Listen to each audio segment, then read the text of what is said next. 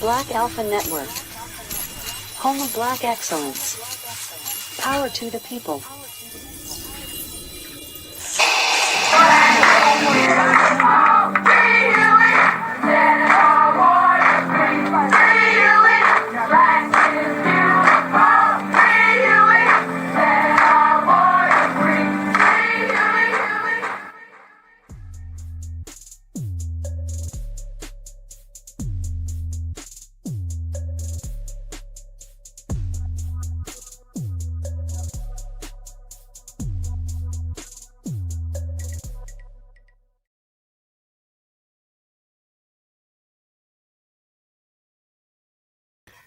Let's get this out the way. Fair use, fair use, fair use. This is about news reporting, scholarship, teaching, all of the above. We about to go to work. Checkmate, checkmate, checkmate. FBA in the goddamn building. Certified salute. What's happening out here in these streets, fam? Everybody talking about reparations. Everybody talking about reparations, but you can't talk about reparations without talking about foundationals. You got people out here getting fake arrested. What's going on in the world? It looked like foundational Black Americans are on the front page, on the headline, all the way around. You damn right we are. And if we in the building, then I need to know where the hell you at. Let me see. Roll call. What city? What town? What state? Show it up. Put it up. Let the world see it. We in here, family, and you know how foundational Black Americans win. There's only one way to win when you FBA, and that is by a knockout. Certified salute, certified salute, certified salute to the whole damn family. We in here, y'all. Let's go to work on this beautiful, lovely day. FBA don't play. What's up, fam? Certified salute is on. Fam, one thing for certain. One thing for certain, we're going to get this out the way. Chicago, Minnesota, 803, Norfolk, Georgia in the building, Brooklyn. Damn, I ain't even go down. I'm going to call for a roll call, but I ain't going to call them out. I see the building. Philly's in the house. Charlotte in the house. Damn, we thick. Damn, we in here almost 700 deep. Denver's in the building. I see my brother Sage. Shout out to you. I see everybody. Yes, one thing for certain. All of those area codes, those zip codes are on code. And foundational Black Americans, we the talk of the whole planet. It used to just be nationwide. Now it's worldwide. You got people talking about us in villages. Yes, the hell. They ain't got no running water. All they got is some Jollof. They still talking about FBA. They talking about us right now with Scotland. Okay, they got accents that I can't even do, but they still talking about us. FBA is the headline because FBA make the world go round and FBA always win. So if you FBA, then that means you living lovely. And it's good to have my whole family here. I got all my certifieds. I got my certified sisters. I see y'all.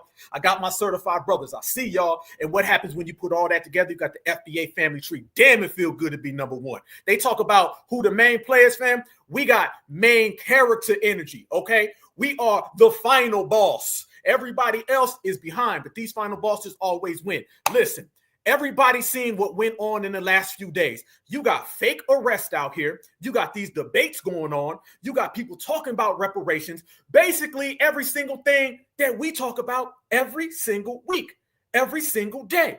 There's not an hour that goes by where foundationals ain't having the conversations that everybody else is having. Only difference is now is they trying to have these conversations without us, fam. Oh no, a party ain't a party without FBA because an FBA party don't stop. Okay, this is why we foundation. I mean, day one, not two, not three, not four, not five. So if we gonna talk reparations and you gonna have a panel of one person and 20, 30, 40 conservatives, 20, 30, 40 liberals, you're gonna have activists, you're gonna have these fake BLM people trying to run it back. If you're gonna have any of that, then foundational Black Americans going to be at the table and Black Alpha Network going to be there. And all of y'all going to be there right here with me, fam. We seen what went on with Amanda Seales. Okay, this is what everybody's talking about right now. Everybody's talking about that whole debate or whatever it was. And we're going to get to it because I want to hear y'all voice. Is it real? Let me ask y'all a question. Was Amanda Seales being real or she rebranded? Y'all let me know. Because you got some people out there and they like, man, Amanda was standing on business now. I ain't going to lie. She said some real things. That's what some people are saying. I'm just telling y'all what the people are saying, okay? And then you got other people out there, they saying, nope, I don't buy it for 1 second. We seen this play before. So somewhere between she made some points and we seen this play before is what I'm hearing from the people. And since I'm the number one activist pillar in the movement, I got to take it to the streets. It don't mean nothing, fam, without y'all. This don't move without y'all. Okay, without y'all, there ain't none of this. So I got to hear what y'all got to say. I see Tether. I see a rebrand. I see she's fake, all in capital. Somebody said Amanda who? No. Let me tell you something. The days of trying to impress foundational Black Americans is over. It ain't easy. It's a rough crowd. Somebody hit up the Apollo. I think the Sandman came out and ran up off the stage. And we're going to continue to do that. Let's go to work. Here we go, fam. This is what went down. And a lot of brothers and sisters are talking about it. And we're going to talk about it because we are certified and we said so. This was the outcome and how the streets were viewing that whole debate as we start off 100 miles an hour like we do on the Black Alpha Network, y'all. What a beautiful intro, because we some beautiful people, but this is what the streets been saying. One thing I can't stand is seeing a Black person who not Black American speak on Black issues and start equating Black people in America to violence, saying basically that violence and the way certain Black Americans act is our culture. They equate our culture to negativity, but they have the audacity to speak on us. No. So I can't stand some of these Black immigrants. And then also, when you have a sassy Black man talking about, we don't need reparations. Reparations. You ain't gonna know what to do with reparations. And then want to bring up Harriet Tubman. Like this, it upsets me, bro. These clowns. And a Black person, a Black American being against reparations has to be the most asinine thing to hear. Because why? Why are you upset at it? Everybody else got theirs. Why can't we get ours? We can't get ours because we have coons that are against it. Doesn't make any sense. Bro, the white people did a number on us, man. Nice try, Amanda Seals. You did your best. But, you know, some of these people can't be saved. I don't like Amanda Seals. I do not like Amanda Seals. Can't stand them. Can't stand to hear her talk because to me, she's always yelling. She's always yelling. However, if I'm seeing somebody to go eat somebody up, especially in no shucking and jiving, what you say, both Uncle Tom, you know the vibe. If I'm seeing somebody go gather that, it's gonna be Amanda Seals every time. If I got her number, that's what it's gonna be, because baby. And the way that she peaked. Wait a minute. Wait, hold up. If y'all was in a situation where you needed somebody to put in work, are y'all calling Amanda Seals first? Can y'all tell me if we talking reparations, if we talking about foundational Black American empowerment, if we go to a table with a bunch of ops, can you please put the name of the person that you would put on that table? It could be yourself. It could be your brother. It could be your mother. Because I know I'm not going to see a bunch of Amanda Seals. Did this woman just say when it's going down to business, the first call she going to make is to Amanda Seals? Are you kidding me? This got to be a joke. I'm tripping. I can't believe I just heard what I heard, and I'm having a hard time understanding that.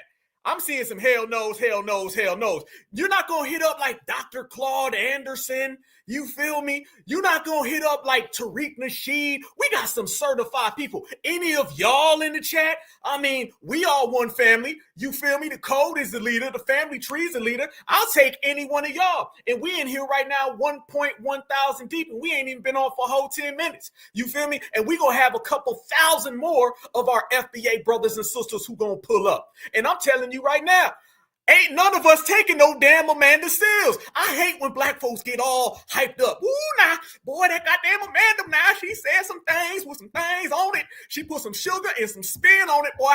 I want Amanda. I ain't calling nobody but Amanda. You feel me? Hell to the no. You got to be kidding me. If we sitting here talking about bringing people to the table and we talking about putting in work, there's a hell of a lot of people in the building that could come. You feel me? I mean, you got the elders, you got the youth. I mean, I like to believe that I'm the #1 activist, but I'm going to be my humble self today since it's the family affair. But I mean, Black Alpha, I'm available to get a roasting. Y'all know I be checking them left and right, but it ain't going to be no damn Amanda Seals. This is what's happening. This is how we going to break it down, family. Go ahead and tighten up. We here for the whole ride. What you say, boss? Uncle Tom, you know that. If I'm gonna send somebody to go gather that, it's gonna be Amanda Seals every time. If I got her number, that's what it's gonna be. Because baby, and the way that she peeped their flaw, or how they got to where their thinking was, just by listening, and that's what actually makes whatever she says so powerful in this Jubilee, and why it catches fire with a lot of people in our community, because she actually listens.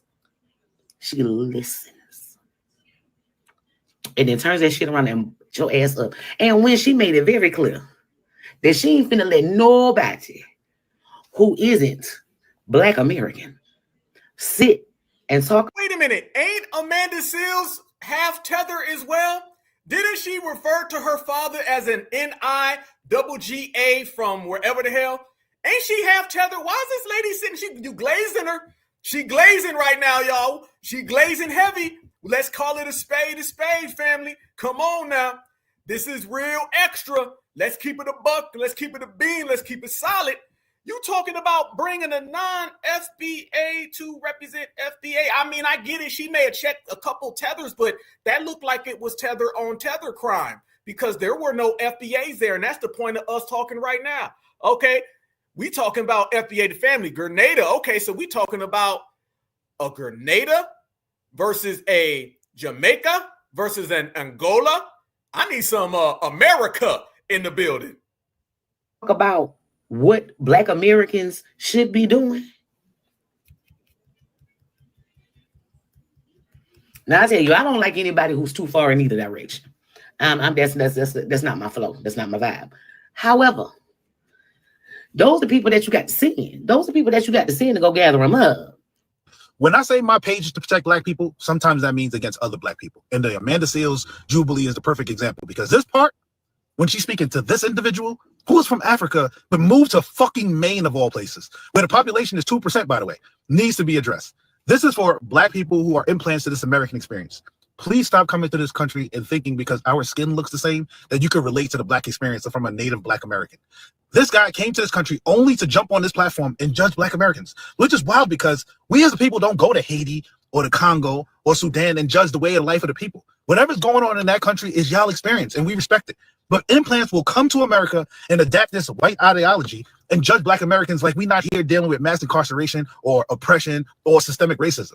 You know what's exhausting? The hate Black Americans get from all of y'all. You hate from the other side of this phone. Y'all are obsessed with us. And it's getting weird at this point. And I wish whatever shitty God that y'all pray to, y'all would just leave us the fuck alone. I'll be damned. When I say my page is to... Now let's go ahead and bring it all the way back, fam. Boy, they done pissed him off. Hell yeah, they done pissed him off. This is what you're seeing here. You got some folks, like we said, who out there collecting, they super glazing. They happy as hell. Then you got the other people like, okay, but that ain't us talking.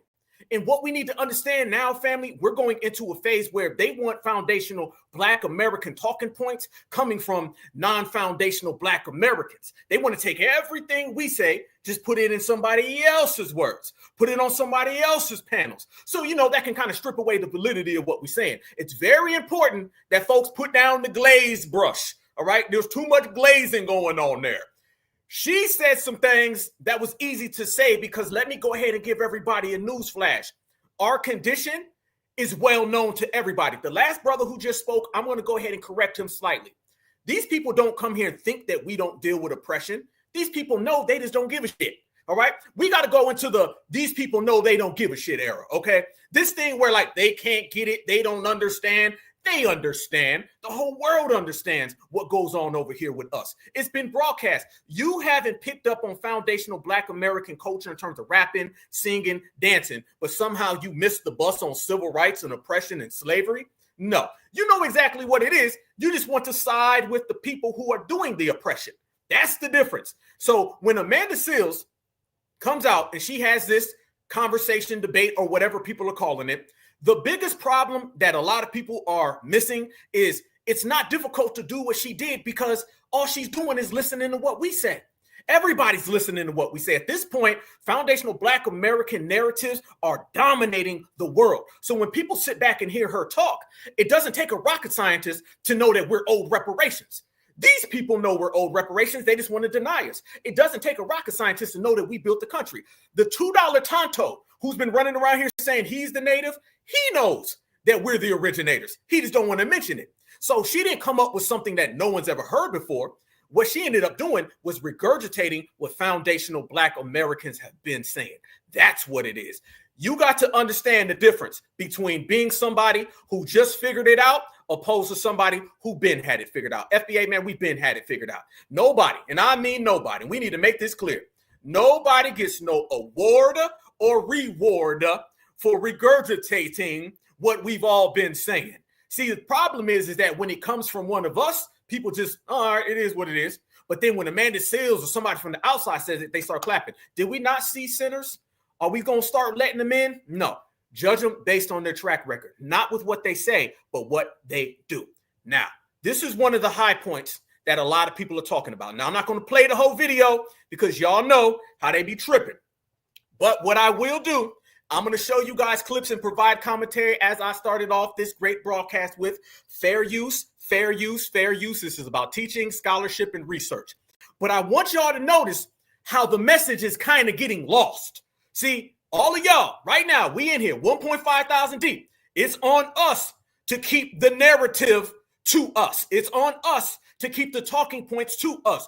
Own your greatness, family. Own your greatness. All my brothers and sisters listening right now. Own your greatness and own everything you say. Don't let these people start trying to take away foundational Black American talking points, narratives, and agendas and put their name on it. I want all my brothers and sisters to gatekeep to the maximum. Watch this right here. This is Amanda Seales versus this young African guy that a lot of people are talking about. Trying to protest against, you guys don't ever do this, KTS. You guys don't ever do that. KTS, who is you guys? Members of the Black community don't want to hold people accountable, especially Black people. So KTS was shot 60 times outside of Cook County, Chicago. How many BLM members came out? You earlier said BLM Stop is referring to me as you guys. Okay, that's fine. So, for example, we had a really good example of this where it's not a police, because I remember you Where said, are you from? Where am I from? What do you mean by that? Like, what state am I from? Where was I born? Where do you live right now? I live in Florida. I was born in Angola, though. I was born in sub-Saharan Africa, okay? Where did you grow up for most of your time? In Maine. I lived in North America. In Maine? Yes. And what is the population of Black people in the town that you're from? It's... Hey, I'm also an American. No, freeze. Family, did she just hit him with the where's your family from? Who else says that? Family, I'm asking questions because I need them answered. I'm only asking because I need a friend. That's all. Did she just hit him with the where's your family from? Have we not been saying that for a long time? How come nobody was out here checking these people with the where's your family from until now? There was never an issue with where your family from, y'all. Nobody ever said that until now. She hits him with the where your family from? Where your family from? That's exactly what we've been saying. Fam, what's new right now other than this is coming from a non-foundational Black American? I see y'all. I said, boy, y'all like in the chat. Oh, let's go. Let's go. My brother Tariq been saying that for the longest amount of time. Where your family from? Where your people from? Hell, our family says it. Y'all, what happens if you bring somebody to your mama house? Your mama gonna say, who are you? Who your mama? Where you come from? That's what we've been saying. That's what she just told him. So you got the Tether guy, the young person, and he's talking, and then she comes around and is like, okay, but where are you from? Now, I want y'all to watch this. This person who's doing the commentary, this individual is a non-FBA.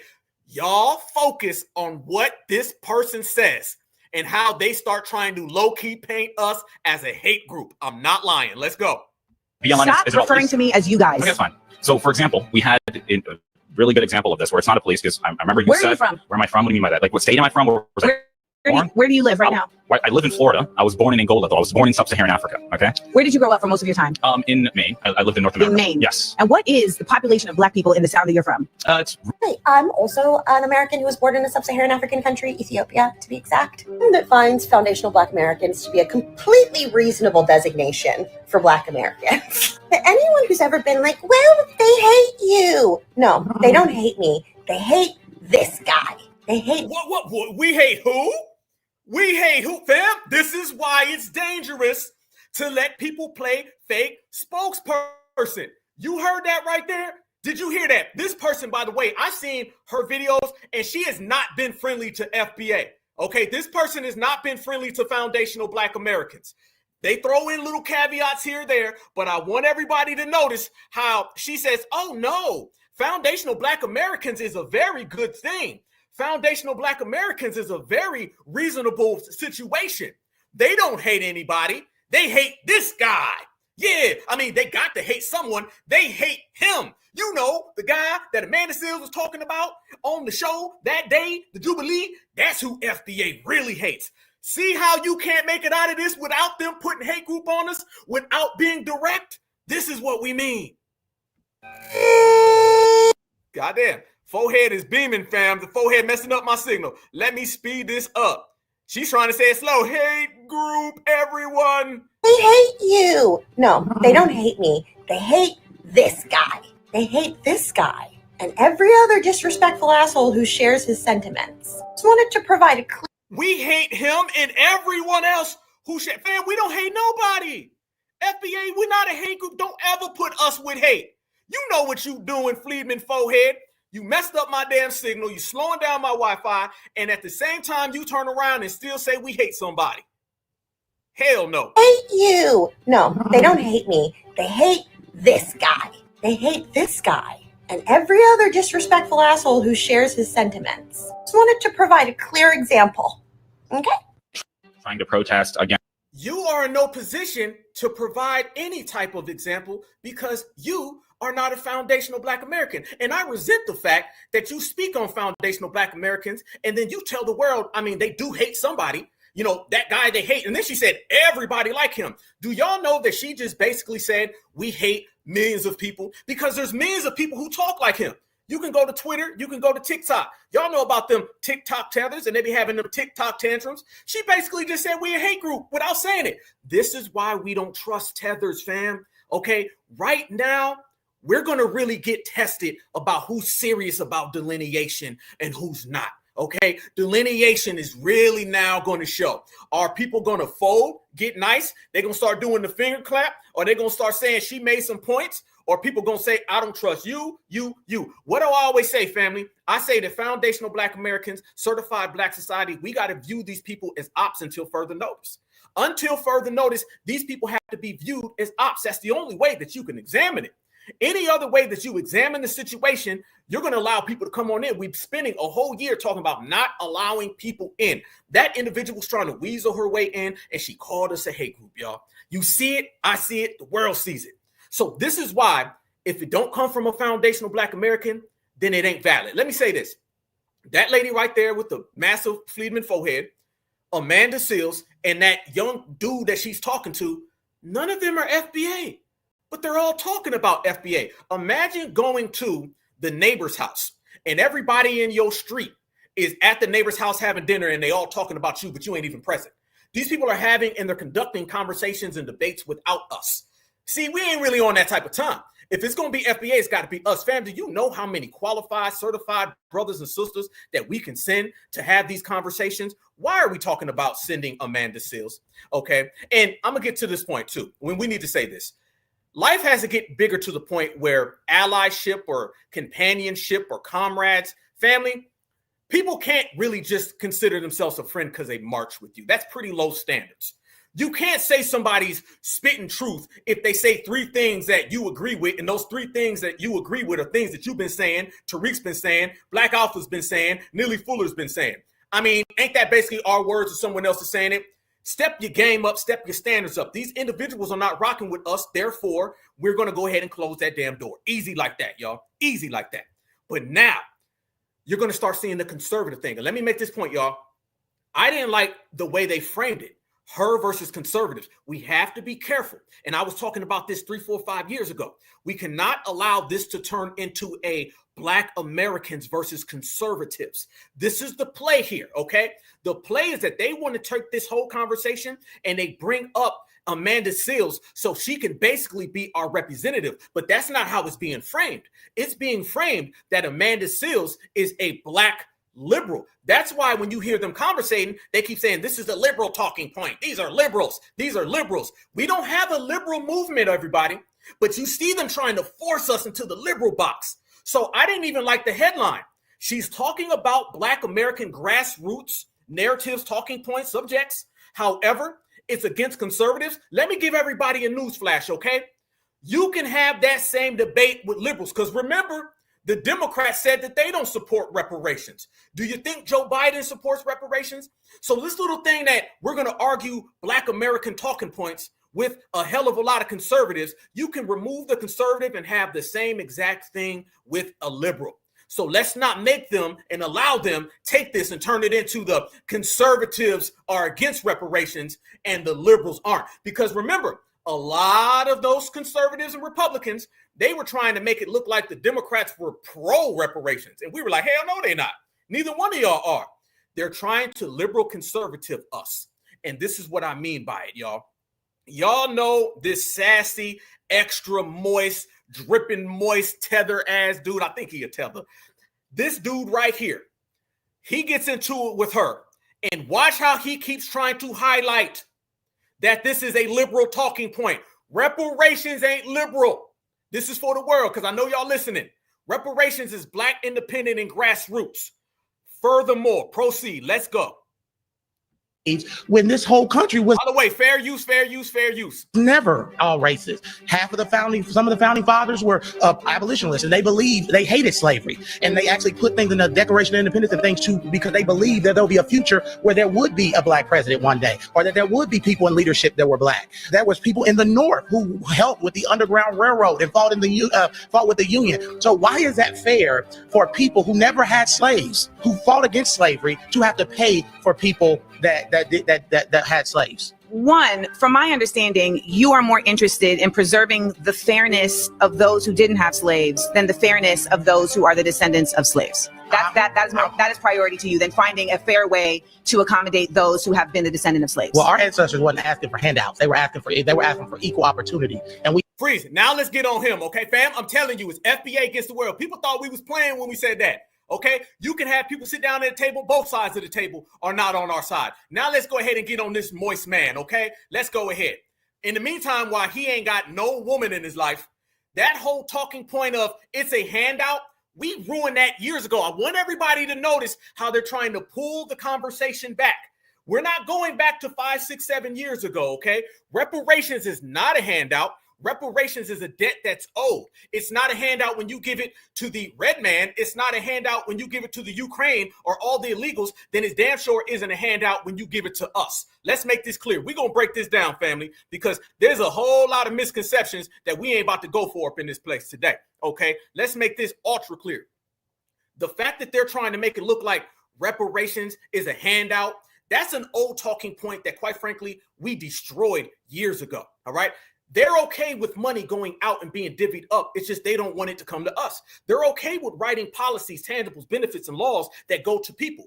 They just don't like when it comes to us. See, everything in the United States of America is okay as long as it's not going to FBA. Why is that? Because foundational Black Americans, certified Black society, all of us, we're just too powerful. Fam, we be whooping these people up with nothing. We're the people who have done more with less. We're not Africans, okay? The African, y'all wonder why the Africans are always getting foreign aid? They come here and they get loans because they understand you give Africa everything, they'll still lose. Foundational Black Americans, you give us nothing, we still win. We are the ones who do more with less. They gave us lemons and we made lemonade. So that makes them scared. So the fact that they're trying to make this look like, oh, well, it's a handout. Well, you hand out billions and trillions of dollars to everybody. So is it really about the money or is it more so about who's getting the money? But here's the problem for them, and here's the great solution for us. It don't goddamn matter because we're going to take the money. We have moved the conversation away from debates. This is why debating reparations, I tell everybody, we're past that. Family, we were debating 3, 4, 5 years ago. Go back to, say, 2023. Go back to 2020. Weren't we debating and telling everybody what it was going to be? Now, aren't you ready to go to the bank? Let me ask you a question. Are you going to sit there on the phone with somebody and tell them how they got your money? Or are you eventually just going to get to the point where you hang the phone up, you go in the car, and you drive to their goddamn house and go get your money? That's where we are. Remember, Dr. Martin Luther King didn't say we're coming to Washington to beg for our money. We're coming to Washington to plead for our money, to have these long-gated conversations and debates about our money. No, when you want money, you go out and take it. And we're in that era right now, fam. We don't have reparations rallies. We don't call this the reparations generation if we're going to sit here and have pointless debates. Because remember, the dominant society understood a long time ago, you can't stop these Black Americans. They're just too strong. So if you can't stop Black Americans, what's the next thing?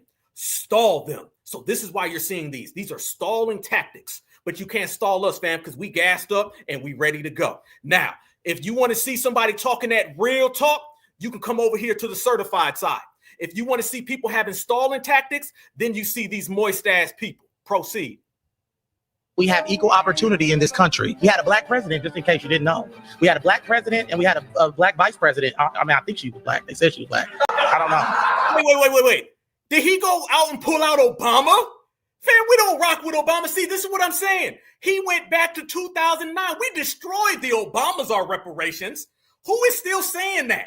Who in the world is still trying to say Obama is our reparations? Nobody's talking like that, except for someone who's trying to pull the movement backwards. This is what Amanda Seales should have got on. She's doing a little too much talking for me. She needs to get to the point. Remember, fam, we're not here to explain, complain, or apologize. We're here to make statements. Winners make statements, okay?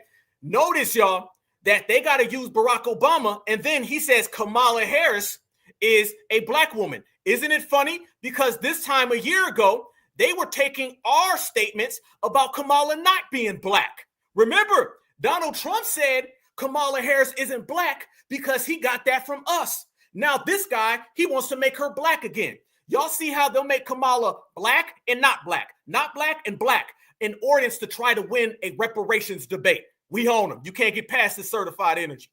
We had a Black president and we had a Black vice president. I mean, I think she was Black. They said she was Black. I don't know. So we had a Black president, and you know who voted for that Black man? White people, because you can't win a popular election in this country without white people. So Barack Obama is the product of white people. So let's get off. Yeah, Barack Obama is the product of white people. His white mom. And the other side of that product is his African father. So neither one of those are foundational Black Americans. You ain't heard? You ain't heard. This is what I need Amanda Seales to go ahead and say. Just come out and say, well, we delineate from all that. But she's not really going to talk about delineation all the way, family, because she's part Tether. You dig? So you see right now that you can't have Amanda Seales. I don't care if she says 100 good things. You agree, you clap your fingers, but we ain't glazing nothing. You got so many certified foundational Black American brothers and sisters who can put this all to work. Let Black Alpha get on that table. It's going to last about 2 seconds, and Mr. Moist Man, he going to go back home to his blow-up dog because you know he ain't got a woman. So this is what we going to do when we step to the table. We all about taking it, family. We taking the bag, we taking the money, we taking them paper stacks. If you ain't doing that, get out the way. Off this thing where, oh, America is so racist. What's making America so racist is people that continue to talk about racism and continue to focus on racism instead of focusing on unity and bringing our country forward. People that have this liberal mindset are infecting our communities, Black people, and making us liberal mindset, family. I'm asking all of you guys right now. Family, help, no, hell, no, I need to see y'all face because we in the place, family. 2,000 deep. Okay, listen, let me ask y'all a question because y'all the family, okay? You want reparations, you want an anti-Black American hate crime law, you want tangibles, you want protections, all of the above. Are those liberal policies that you want? Would you consider your reparations claim, the debt that's owed for chattel slavery, building this country? I'm talking about Jim Crow, the Black codes, all of the above, including oppression and suppression to this moment. Is that a liberal policy, family? Would you classify your suffering that your family tree has dealt with as a liberal thing? And if it's such a liberal thing, then how come the liberals haven't ever done anything for it? I'm asking the family right now because I got some real questions. And I notice how they're always trying to shift it. Now, she goes to say, well, I'm not a liberal. Okay, well, here's the kicker. What you need to say is we don't rock with liberals. See, not being a liberal, no, hell no, all that. Checkmate. Not being a liberal and not rocking with the liberals are two different things. It's a little too vague to say, well, I'm not a liberal. I'm going to tell them like this. I ain't a liberal. I don't rock with liberals the same way I don't rock with conservatives. I am an independent, certified, foundational Black American. We don't go by parties. We go by policy. Wherever the policy goes is where we go. And then we're going to take it all the way back to the bank because the money's going to come with it. That's the way that you break these things down. So according to him, he says, we are just talking about racism, and that's what's making America racist. You know, if we didn't talk about it, then there'd be no problem. That type of logic is so failed, so much of a farce that it shouldn't even be said. Anybody who talks like that should be immediately disqualified from any conversation. Why do you say so? It's because that right there is not only disrespectful to our lineage, it's also disrespectful to reality.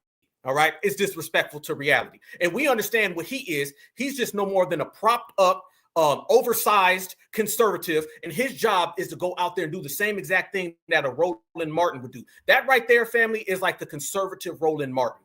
And this is why we've been delineating. I want the family to understand. We are now delineating socially and politically. We have to politically delineate away from these people. I wish Amanda would have started talking about delineation. Okay, because reparation and delineation and lineage, those are the three hot fire terms. And I say I'll put 4 in there with certified, okay? Because certified is what separates us from them. Somebody's going to come around and they're going to say, well, I got Black family too, like he was talking about. Well, your Black family ain't my Black family. So there's a big difference between a counterfeit and a certified. Real big difference. So we're not liberals seeking liberal policies. And he kept trying to forge that on the conversation. And you got to shut that down immediately. And family, do you know right afterwards, he runs to the internet and he makes this video. And I want you guys to see this right here. Mr. Moist Man comes out and he does this. Check this out right here. I need y'all to see this, fam. He says, the truth about my debate with Amanda Seales on Jubilee was that she was rude and disrespectful. Typical Black stereotype. This is why we don't engage with these people, family. Engaging with these people is no different than engaging with an Uber driver who's never seen deodorant. It's the same thing. Watch this. Is in my Amanda Seales debate, she was the worst Jubilee surprise guest probably that they had.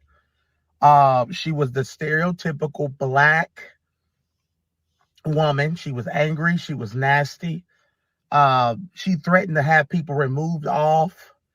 There was one Black conservative who's known who was removed because she yelled at people several times. She threatened about 5 or 6 times. She was a diva. 6 or 7 times she threatened to leave. Now, I'm thankful for the opportunity, thankful for getting to sit down with her. I respect her for what she's accomplished. But as a person, I have no respect for her. She was very disrespectful to me because I believe I destroyed her in my first to start off, and she didn't want to talk to me again. And I wouldn't want to talk to me because she can't beat me in a debate. A real debate where she's not yelling, she could not beat me because the facts are on my side. I don't care how much they lie and try to act like they aren't. I love Black people and I love myself. But you know, if you're Black and you have a difference in opinion in the Black community, you don't love yourself, and because you don't love Black people. Your blow up doll isn't even Black. Okay, your blow up doll is a Taylor Swift clone. All right, so you don't even love Black blow up dolls. If you keep on lying, homie, you're going to get further exposed. Let's keep it a real one. Okay, this man has to say that he loves Black folks because he doesn't. Because I've never seen somebody have to acknowledge or make the declaration that they do. One thing about Amanda Seales is that she was not yelling at any of that. What it is that your talking points didn't land because Black Americans, all of us, family, we didn't start caping for this situation. This was designed to get us hot and bothered.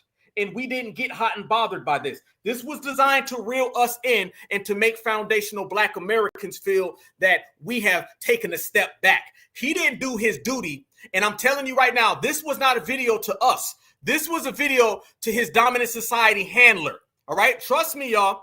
His handler wants to know why he failed in his mission to get foundational Black Americans up at arms. That's what this is really about. All right. They always tend to make these videos, fam. Ain't this the 100th time they've went back and made a video to kind of overly explain the situation after it didn't really go the way they wanted it to? He's basically saying, Massa, I tried, and I'm willing to take my punishment. Only race they can't have, but that's the truth. She was the worst Jubilee guest celebrity person there was, and none of the Black conservatives liked her at the end. Like Candace Owens, Jordan Peterson, all the conservative, respectful. They treated other people's opinion with respect, not her. And what you're doing is he pleading, ain't he? He pleading. See, this is what it is, fam. I love the energy. Let me tell you why I love the energy, okay? I'm loving the fact now that we're practicing going at all different people. See, back in the old days, folks would talk about, I just don't like them right there and I like them. It was the either or game. It's cool, fam. We're multitaskers. Don't get it twisted. You can check an op who's a conservative. You can check a liberal. You can check a tether. Anybody can get that FBA smoke. Quit acting like your smoke and your energy got to only go to one person. Man, check everybody. And if you notice, that's what we've been doing. I see y'all in the chat. Y'all calling out Amanda on that tether-ish. Y'all calling out Mr. Moist Man. We calling out the liberals. Everybody's getting it. See, if you're going to be independent and foundational Black American, that means that everybody can get that target. All right. Anybody out there who is disrespectful to the lineage, heritage, and culture, politically and socially and respectively and civilly, we can go at these people and we can completely annihilate and destroy their talking points. That's exactly what we're doing. That man right there. Absolutely. So he's crying. He's crying because he got mopped up and dusted up. One thing that we will say is that Amanda Seales completely destroyed him. And I'm going to tell you why she did it. The reason why she did it, family, and how she did it is because she was saying what we've been saying. That's what I was making a point earlier. Every single thing that they're out here trying to say and trying to do, it's no different than what foundational Black Americans been saying. All you got to do is follow the script. If you follow and you listen, like we're always telling people, they listen to every single thing we do. If you go ahead and you follow that, oh, you're going to be good. You're going to be extra good. And that's exactly what she's doing. It's not hard to win a debate or conversation with somebody when you know everything Black Americans we've already laid out for you. It's already been laid out. There's nothing really more to figure out. It's already been laid out. Everyone already knows what it is. And now it's just time to take it to the bank. That's what we're doing in this era. Y'all look at this right here. Man, they're trying to turn this into something that it's not. But I want y'all to see it because this is how we examine it, y'all. Look at this right here. They think real talk that they're going to try to fool us. Boy, you can't fool us. We're too strong for that. Look at this. Black MAGA preacher. Amanda Seales lost the debate against me and other conservatives the moment she started talking about reparations our ancestors wanted. A handout, not a hand up, not a handout. Reparations will never happen. I want you guys to see how reparations is on the front line, okay? Reparations is on the front line. It's on the front page. Everybody's talking about reparations now, fam. But FBA gonna have to get in that. Foundational Black Americans, we're going to have to go ahead and represent. We can't have reparations conversations without our presence, y'all. Okay? This is why it's very, very powerful that we get together, we click up, and we put out that energy. Don't let these conservatives and liberals have these little battles about reparations when we're not in the building. All right? That's the thing. They're having these conversations right now. Reparations is a hot button discussion and topic, and foundational Black Americans ain't even in the building. We're not going to have this turn liberal and conservative, because that defeats the whole purpose of why we sat out the election. Isn't it funny, y'all? They got upset with us when we did not go vote. And now they're trying to pull us back into that world. Okay? No, we ain't going down that lane. The lane that we in is the lane that we will always be in. That's our own lane. And it's a beautiful thing when you're in your own lane because you ain't got to deal with nobody. Let me go on back to it again. They also had this part of the conversation, the debate, or whatever you want to call it. And watch how it gets very tumultuous. And Amanda Seales was doing a good job speaking, but once again, remember, it's easy to do a good job because we got 50 million FBAs who've already laid out the groundwork. Fam, you ain't got to search for a talking point. You ain't got to search for a narrative. You want to tell somebody that you're not FBA, where your people from, like she did to that guy from Angola, it's easy to do because we've been saying that. You want to tell somebody how a reparations plan and packet is already there, it's easy to do because we've got millions of reparationists. All you got to do is walk that line. And it's not a difficult line to walk because foundational Black Americans, as we built the foundation to America, we also built the foundation connection to every single thing to our future in terms of getting the money. So these people who come in and they regurgitate our talking points, that's only a sentiment expressed based on the fact and based on the notion that foundational Black Americans have already laid the groundwork. Check this out. This is where it went a little further. Actually, this was a little bit into the conversation, but I want y'all to notice how he starts getting extra dusty, extra musty, and always rusty. Watch this. I'm 44. Oh, really? Oh, you look young. Thank you. That's what water and keeping stress out of your life will do. Really? Liberal positions are real stressful. By the way, I wouldn't know. I'm not a liberal. Carry on. Well, most of it's a liberal position because conservatives believe in hard work. We believe in going to work and working for what you got, not asking for handouts from people who never had slaves. Some of the people that you're asking to take for money from never had slaves. And let's talk about the fact there were also Black people that had slaves. So if you want to talk about that, how is that fair? If I'm a white person and my family fall on the side of the Union, why should I have to pay for slaves when this whole country was never all racist? Some of the founding fathers were abolitionists, and they hated slavery, and they actually put things in the Declaration of Independence and things too because they believed that there'll be a future where there would be a Black president one day, or that there would be people in leadership that were Black. There was people in the North who helped with the Underground Railroad and fought with the Union. So why is that fair for people who never had slaves, who fought against slavery, to have to pay for people that had slaves? One, from my understanding, you are more interested in preserving the fairness of those who didn't have slaves than the fairness of those who are the descendants of slaves. That is priority to you than finding a fair way to accommodate those who have been the descendant of slaves. Well, our ancestors wasn't asking for handouts. They were asking for equal opportunity, and we have equal opportunity in this country. We had a Black president, just in case you didn't know. Right there, fam. Notice how she looks away when he said that. Man, I would have completely destroyed dude as soon as he said that. Soon as he said that, it wouldn't have went nowhere.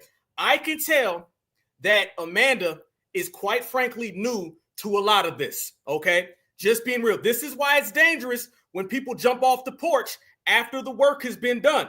Now it makes it pretty simple and pretty easy to go through that. All that handout stuff that he's talking about, all that is, family, are talking points that we have completely distinguished ourselves from a long time ago. Now let me go on back to Mr. Moist Man with the blow-up doll, okay? And I'm sure he's good at blowing it up because that's probably not the only thing he be blowing. Check this. When he sits there and says that's a liberal talking point, notice he's trying to drag her into liberalism the same way they try to drag us into liberalism. Watch it, family. That's what water and keeping stress out of your life will do. Really? Liberal positions are real stressful. By the way, I wouldn't know. I'm not a liberal. Carry on. Well, it's a liberal position because conservatives believe in hard work. It's a liberal position? Since when did reparations become a liberal position? It's not a liberal position. See, the dominant society only sees things through the lenses of liberal and conservative. That's the only way they view the world. It has to be liberal. It has to be conservative. The main purpose of this, and I promise y'all, the main purpose of this was to try to liberal foundational Black American agenda. That's exactly what it was. Do not get it tangled. Do not get it twisted. You're seeing this conversation with Amanda Seales of all people. Fam, you mean to tell me when they put this together, they called up Amanda Seales out of everybody? You could have called up anyone. They monitor the foundational Black American grassroots anyway. So if you're monitoring the grassroots, you mean to tell me Amanda Seales is the one that said, I got an idea.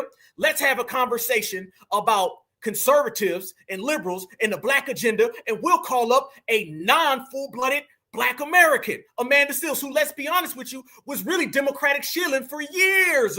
She just recently started to have a fallout with the Democratic Party. So let's keep it all the way thorough. This had nothing, and I mean nothing, to do with us. This was more so them trying to get this situation under wraps so they can confine it, so they can keep it close-knit. You don't get these things just because, family. Hell no. We believe in going to work and working for what you got, not asking for handouts from people who never had slaves. Some of the people that you're asking to take for money from never had slaves. And let's talk about the fact there were also Black people that had slaves. So if you want to talk about that, how is that fair? If I'm a white person and my family... Family, how long ago did we get rid of white folks? They didn't actually do that. How long ago did we get rid of everybody had slaves, even Black folks? These talking points, fam, we got rid of years ago. This don't work, fam. He's arguing from 2010 and 2025. Oh, no. You got to check that, Amanda. on the side of the Union. Why should I have to pay for slaves when this whole country was never all racist? Some of the founding fathers were abolitionists, and they hated. Freeze. This man just sat there and said that this country was never all out racist. That's all a lie. And family, he don't even believe himself. Nobody believes it because we all know that that's absolute garbage. That's trash. That does not exist. He ain't putting in work. He putting in dirt. Okay. Dirty work. This is what we doing. We've already distinguished ourselves, separated ourselves. We regulated all that. So we understand all that is capped and it ain't moving nowhere. That right there is why we got to be the ones at the table. I need all of y'all to represent. I need myself, everybody included. We need the whole team because those talking points do not exist over here on our side. Now, I want to tell people what they'll also do. This is one of my mainstays, family, and one of the main things that I've been saying. You have to be cautious and you have to be careful of letting Tether speak for us. We've done so much work to get Tethers out the way, out the paint. Tethers can't talk for foundationals, fam. Hell no, because you start letting the Tether talk for foundational, it's going to be inadequate. You're not really going to get done what needs to get done. So there's no room for glazing, no room for glazing at all. Look at the access of ops, okay? Look at them all, family. What you see as tethers, half tethers, full tethers, conservatives, liberals, Republicans, Democrats, all talking about FBA. This is why it's so important that we sit here and we get busy. They monitor every single thing that we say. I told y'all, Megyn Kelly follows me. They don't follow me because they enjoy what Black Alpha says. They follow me because they want to monitor what Black Alpha says so they can cater their attacks to come against and to bring down and dilute what we got going. That's what it's really about. Family, they want to dilute the energy. They want to take the energy away. And this is why they watch us and they observe us. Everybody's watching foundationals. But as I tell y'all, one of the things they do, this is a good point that I want to bring up to the family, okay? Check me out on this one. This is a tactic of supremacy. And you know, foundational Black Americans, we're the only people who fight supremacy, resist supremacy, and understand supremacy. What this whole thing was with Amanda Seales, what this whole situation was with Mr. Moist Man and the Blow-Up Doll, and Mr. Angola, and Mr. Jamaica, and Haiti, this whole debate, conversation, and broadcast, it was really about white supremacy trying to reel back in the gains that FBA's made because they know they can't come head on with FBA. So they got to try different tactics and real sneak tactics.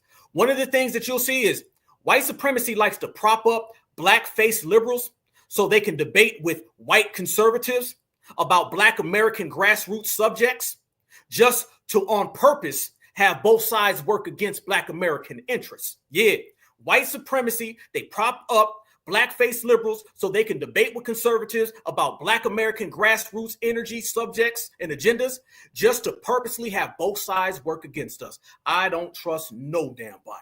No damn body. Remember what I just said, family. Remember what I just said. You'll have both sides doing this. They'll bring on somebody who's a Black person, a Black face, so they can showcase them, and then they'll have them debate back and forth just so they can really quietly go in against our interests. That's what was going on in that whole situation. I'm not saying Amanda Seales didn't believe what she said, but what she should have done, and I'm going to have to start calling people out on this.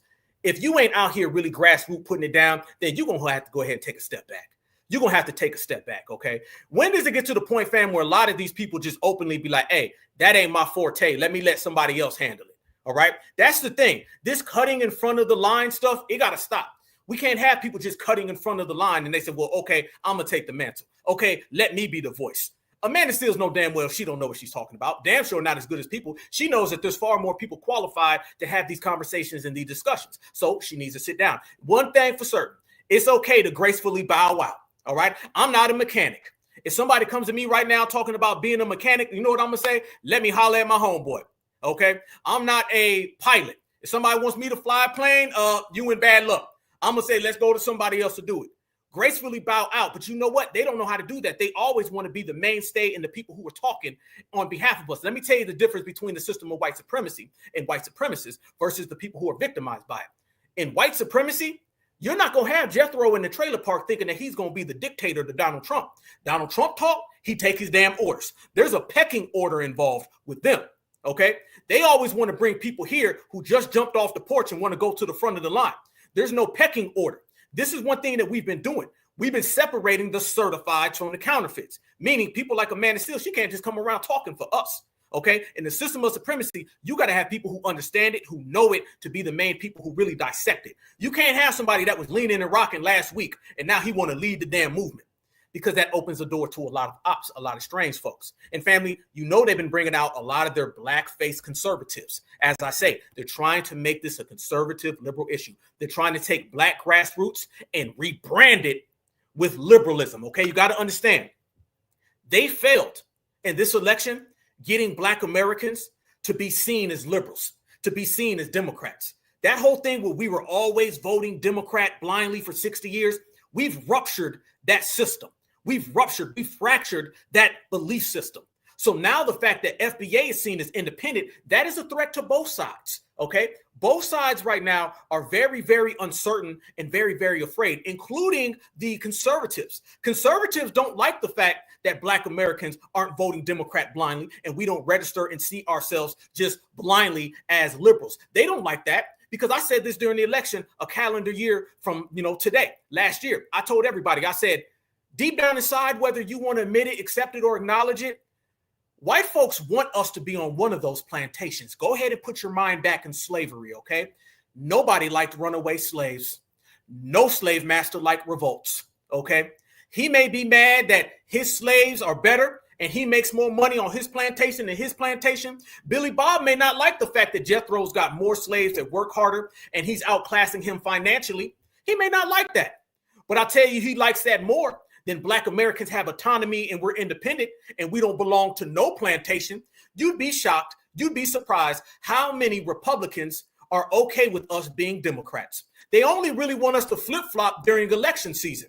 Any other time, they prefer us to be on the liberal side or on the Republican Democrat side, vice versa and vice, is because they now feel that we're still occupied by massa. Boy, we in here teaching, we in here reaching and doing all the preaching. That's what happens when you're rocking with Black Alpha Network, #1 activist.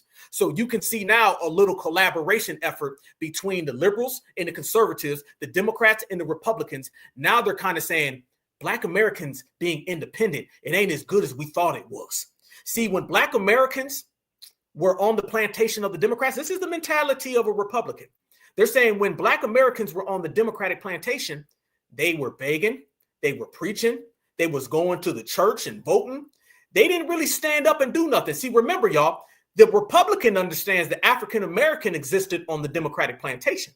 The foundational black American exists independently. So the white Republicans calling up the liberal and saying, how can we get them both back on your plantation? I don't want them on mine no more. How do you know this, family? This right here. Check this out. They'll send them out, and if you observe and you watch, you get all the answers you need. This guy right here, he is a conservative Tether. See, you got tethers on both sides, family. Tethers on both sides. This is one of the conservative tethers, okay? Watch him right here, and he doesn't seem too pleased that black Americans are independent. Watch this. In the past and complain more about racism, the white man in history than actually taking. He said our ancestors were not asking for handouts. They were asking for equal opportunity, and we have it. And it's a beautiful thing. But many of us still choose to live in the past, focus on the past, and complain more about racism, the white man in history than actually taking advantage of the opportunities that are right in front of our faces. I would be embarrassed to be in 2025 still primarily complaining about history and the white man. That is lame. Like he said, we quite literally have had a black president. Barack Obama never would have been president if white people did not vote him into office. More than 50% of his voters in both elections were white people. I think our ancestors will be rolling over in their graves, looking at all the opportunity we have and how much we complain and whine about. It's pathetic. There's no place in the world with more opportunity than the United States of America. I don't care what skin color you are. Black Americans as a whole spend too much time talking about racism, the white man in the past, and not enough time talking about personal decisions and accountability. Why are a bunch— Fam, where did all this come from? What happened to all of that MAGA talk from a year ago? Remember a year ago, family, when it was black folks come over here, the 14th Amendment is for the children of black slaves. I want you guys to see the conservative pivot. See the conservative pivot, family, and it's going to take you to where you need to go. Notice how they're starting to flip-flop now because they don't like the fact that black Americans is getting too independent. It doesn't matter, fam, when you threaten the Democratic Party, but foundational black American independence is now threatening supremacy. That's the big difference. Notice that these conservatives, they're not talking that election talk. They're not talking that, can y'all get off of the Democratic plantation and come over here to the Republican plantation? Now they're kind of teaming up with the damn Republican and Democrat society and making amends. of children being born into single father homes. Decision making. personal accountability from both parents. Your life is nothing more than an accumulation of the decisions that you've made up until this point. So if you stack poor decision on top of poor decision on top of poor decision, where are you going to get a poor result? Many of these people on the left talk about humans as if we're all just widgets that do the exact same thing and think the exact same ways. There is a problem with good decision making and personal accountability amongst the majority of Black Americans. And the first step to solving a problem is actually admitting that we have one. Like I said before, our ancestors would be rolling over in their graves. There's too much opportunity. Ancestors, this dude is a Tether. Fam, look at the hairline. This guy is not a foundational Black American. Now you're starting to see them bring up ancestors, fam. I'm telling y'all, this is all one big co-op. Now they're starting to talk about the ancestors the same way Blow Up Doll Man was talking about the ancestors. And this man's ancestors are not Black American at all. And I'm questioning if Blow Up Doll Man's was. I know that his blow up doll probably came from Home Depot, but I'm telling you now, his lineage is not FBA. Why are they bringing up the ancestors so much? Is because we bring up the ancestors. All of this is a low-key assault on foundational Black American renaissance in the United States of America today for you to still be complaining and whining about the white man and systemic racism. There's nothing that the system allows white people to do that I cannot go do. Also, just a reminder, I have a free email newsletter where I arm you with information that the mainstream media likely will not. So you'll get regular news updates here, and I also send out emails about certain things that I think are important and give very detailed breakdowns. It's a great place to stay up to date with what's going on and arm yourself with knowledge. The link to this is The link to that is www.COON, and that ain't no friend. Listen, I want everybody to connect the dots to this, fam, because y'all know how we do over here. We always connecting the dots. That ain't nothing but a cahoots going on. It's a collaboration effort. Now you're starting to see post-election independence come strong. So you're starting to see things, quite frankly, that foundational Black Americans are strong in, and people are trying to run it back. See, they keep bringing up, well, our ancestors and the ancestors. The reason why they're doing that is because we are talking about the ancestors nonstop. Every day we're talking about the ancestors because our ancestors are tied in to reparations. Our ancestors are tied into why foundational Black Americans been moving the way we've been moving. They don't like the fact that we have an ancestral movement going on. We have a lineage-based movement going on. So if you guys noticed there, they were having conversations and bringing up our talking points, but every time they brought up one of our talking points, did they not spin it? Did they not spin every single thing that they said about us, fam, on purpose? This is all by calculation, but we putting a stop to it. This is why we out here putting in work. Let me tell you the good news. The good news is ain't none of that stuff they doing gonna work. They didn't expect us to be having these conversations. What they really wanted, family, is for us to be sitting here mad and upset and going back and forth with conservatives. Opposed to that, what we're doing is we calling the conservative out and we calling out the Democrat. See, this is the thing, y'all. They want us to get upset by that interview, that broadcast, and that debate with Amanda Seales, and they want us to jump in on the Democrat side. Do you see the little sneaky backdoor way they're trying to get us to defend the Democrats? See, they put it this way. If they can make Amanda Seales a liberal or a Democrat, and they can keep calling her a liberal and a Democrat, when we defend reparations, it looks like we're defending the Democrats now. By de facto, that's reverse psychology. So the reason why they want to associate reparations and our ancestors with the Democratic Party is because every time we defend our ancestors and reparations, it looks like we're defending the blue team. You see what I'm talking about? Boy, they can't get nothing past me. Boy, I'm ice cold. They know what time it is. They know what time it is. This is how they do it. So this is why we got to view Amanda Seales as still just an independent outside person. You're not speaking on us. What Amanda Seales did, anybody can do. Anybody can come listen to foundational Black Americans. They listen in any goddamn way because it's all eyes on us. And you can go ahead and you can regurgitate every single point. It doesn't take a rocket scientist to do it. But what Amanda will not receive is no type of extra clout. She ain't getting no goddamn cookies. She ain't coming to the cookout, to the picnic, to the barbecue, to the get together. Hell no. We're not doing that because they want us to say, I'm going to tell you what, Amanda be talking that talk. I got Amanda's back. Amanda's my friend. Because when they do that, boom, the Democrats be like, we got y'all. And right now, we fractured the Democrats the same way we fractured the Republicans. We said it a year ago. We don't trust the Republicans the same way we don't trust the Democrats, family. There ain't no either or. It's all about independence, meaning you got $1 million, I'll think about it. You got $1 million and you got another $1 million and another $1 million, well, let's talk. I'm going to the highest bidder. And the highest bid is reparations, tangibles, anti-Black American hate crime bill. They don't like the fact that we're talking like that. What you're going to start seeing is a bunch of maneuvering and posturing to get FBA on board because we are doing things. Let me tell you this, and I said this about a year and a half ago. I said, what we do and the damage that we inflict onto the Democratic Party, the Republicans They're afraid of that as well, because they understand just as quick as we can ruin the Democrats, we can ruin them. Our power, our muscle is not exclusive to bringing down one plantation. Our power and our muscle is exclusive within us, meaning if we target the Republicans, we can bring down them as well. This is why you're starting to see all those Republican shields popping out. See, the Republican shields are no different than the Democratic shield. They're all afraid of FBA power. And this is why they're upset. So this is why I believe that Jethro, who's the liberal, he's on the phone with Billy Bob, who's a conservative, and they're coming up with all of these different psych ops to try to get FBA on the plantation. They say like this, Mr. Republican, he said, I'll take the 3 or 4 Sambos that I can take, and then you can have the rest of black folks. And then they shake hands and say, well, we can agree that black folks got to be on somebody's plantation. Okay, because they remember a time when black folks were Democrats. It was very easy, smooth sailing. You can get away with everything.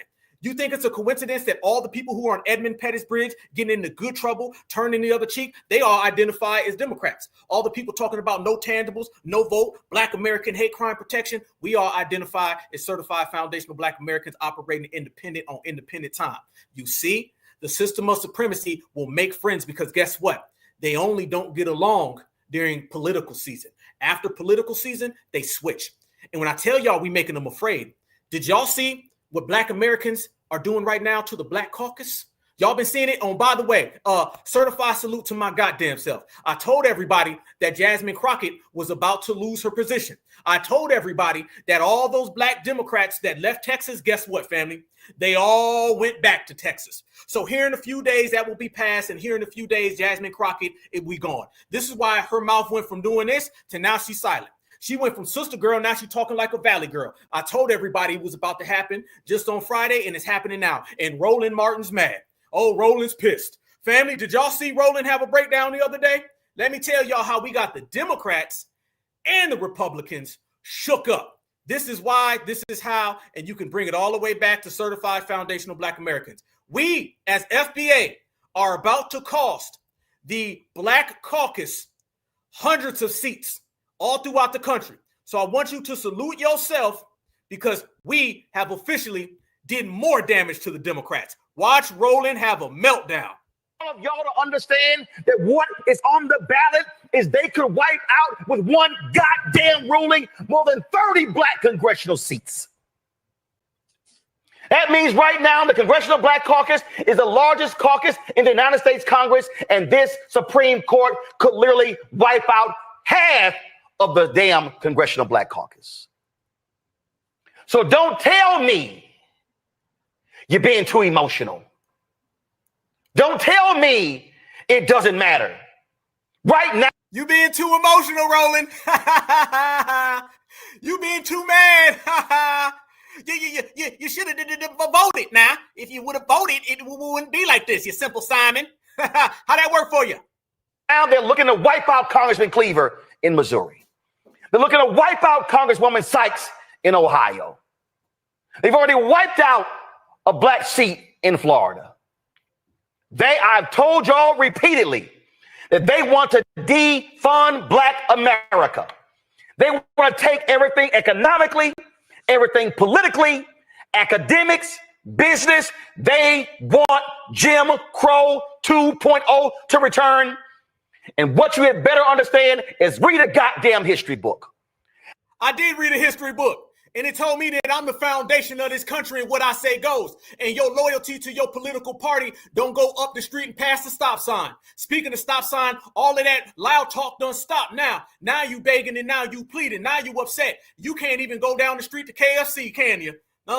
You ain't got the money no more to go to Church of Chicken now, do you? Family, go ahead. This is why foundational Black Americans got everybody shook. This is why they having jubilees and discussions and debates, because they're seeing our political muscle has grown up since the election of last year. It didn't go down. It went up, because we up. King and queen of the hill. We run this whole thing.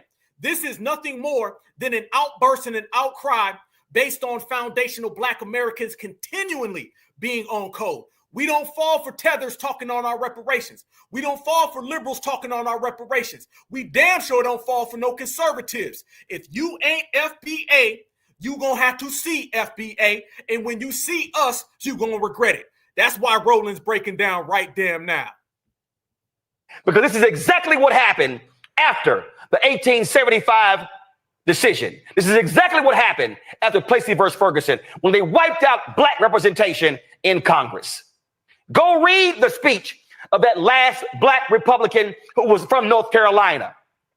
The reason the Congressional Black Caucus Phoenix Awards is called that because he said to them, you may wipe us out now, but we're going to rise like a phoenix.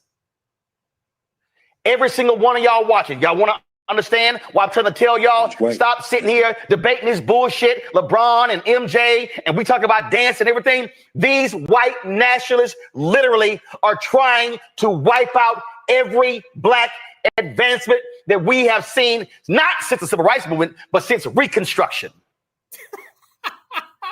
This is not a drill. This is reality. You better understand, I'm not going to be silent while it happens. And if you are black, if you're unwilling to fight, if you ain't got the spirit of Shirley Chisholm, of being unbought and unbossed, well, get your ass out the way and let some folks in who are ready to do battle. All of y'all to understand that what... Boy, y'all done piss Roland off. Roland talking about if you ain't got the spirit of a Big Mac, if you ain't got the spirit of a Bel Grande, if you ain't got the spirit of a Whopper, then get out the way and let me place my order. We done placed our order. Yeah, the hell we did, family. Guess what? It came back $$, $$. That same money that you didn't want us to have. It's easy. Fam, that right there is why they're crashing out. All them Black Caucus members, oh, they about to go down. Notice what he said. He's talking about Ohio. He was talking about Indiana, all across the country. Fam, that sounds like nationwide to me. That sounds like the black politicians, you know, the ones who never done nothing for us. You know, the ones that are always trying to do exactly what they were doing in that Jubilee debate, trying to push foundational black Americans to be on that plantation. Look like they're all meeting their day of reckoning. Looks like all of them now are having to pay the piper. And guess what? We don't give a damn. We told everybody we was going to let them crash out. We told everybody we was going to watch some folks fall. And guess what? If they fall in, they fall. Somebody said ham hocks. Yeah, absolutely. That boy went them ham hocks, boy. He mad at y'all. FBA's doing it. And let me tell y'all what's really getting people upset, right? Now our message is outpacing and outclassing everyone's, okay? FBA rules the world, fam. There's a lot of new black media. There's a lot of different channels, okay? But you guys know one thing that is exclusive over here to the Black Alpha Network, Certified Black Sided, because y'all are the best chat in the whole damn world. One thing we're always doing, we're always talking about FBA being the headlines, being the main event. We're always highlighting that everybody's talking about us. What's making people very, very afraid is our message is starting to resonate with people who were typical Democratic voters. That's what's got them really afraid, fam. They're not used to that. We're making our message go further than theirs. And think about this, y'all. They spend how much money? Trillions of dollars just to run those propaganda tactics. Everybody is talking about us. We're reaching that 92%. How many of them 92% y'all seen trying to come on over here to the certified side? How many of them people that have been voting Democrat for years, now they like, yo, this foundational black American thing is really what it's for. Every day, not a day goes past that I'm not seeing somebody that used to subscribe to being a Democrat. These are a lot of baby boomers, Gen Xers, and now they're saying, you know what? I'm feeling what FBA's saying. That's what's got them afraid, fam. That's what's got them scared. Trust me, everybody, I'm talking about to the highest levels of the government, are watching all of us. They in the chat right now. You don't think they monitoring us, fam? You don't think every single Tuesday and Friday when we get together, Black Alpha Network, Certified Black Society, we be packing thousands of people in here. They're not watching and shaking in their boots because not only are we winning, but we bragging about it. I don't know how to win and not brag. I'm a Leo. That's how we do. I'm going to brag. And I'm going to brag the fact that we got these old ass Democrats and now they out here turning on the Black Caucus. Look at this. Congressional Black Caucus in danger with federal redistricting. Family, this guy right here been voting Democrat his whole life. Now he's saying they ain't ever done nothing for black folks. Damn them. Let them get fired. You can't make this up, y'all. Roland Martin and other black political analysts have stated if the Republicans do federal redistricting, we will lose the Congressional Black Caucus and their voice in Congress.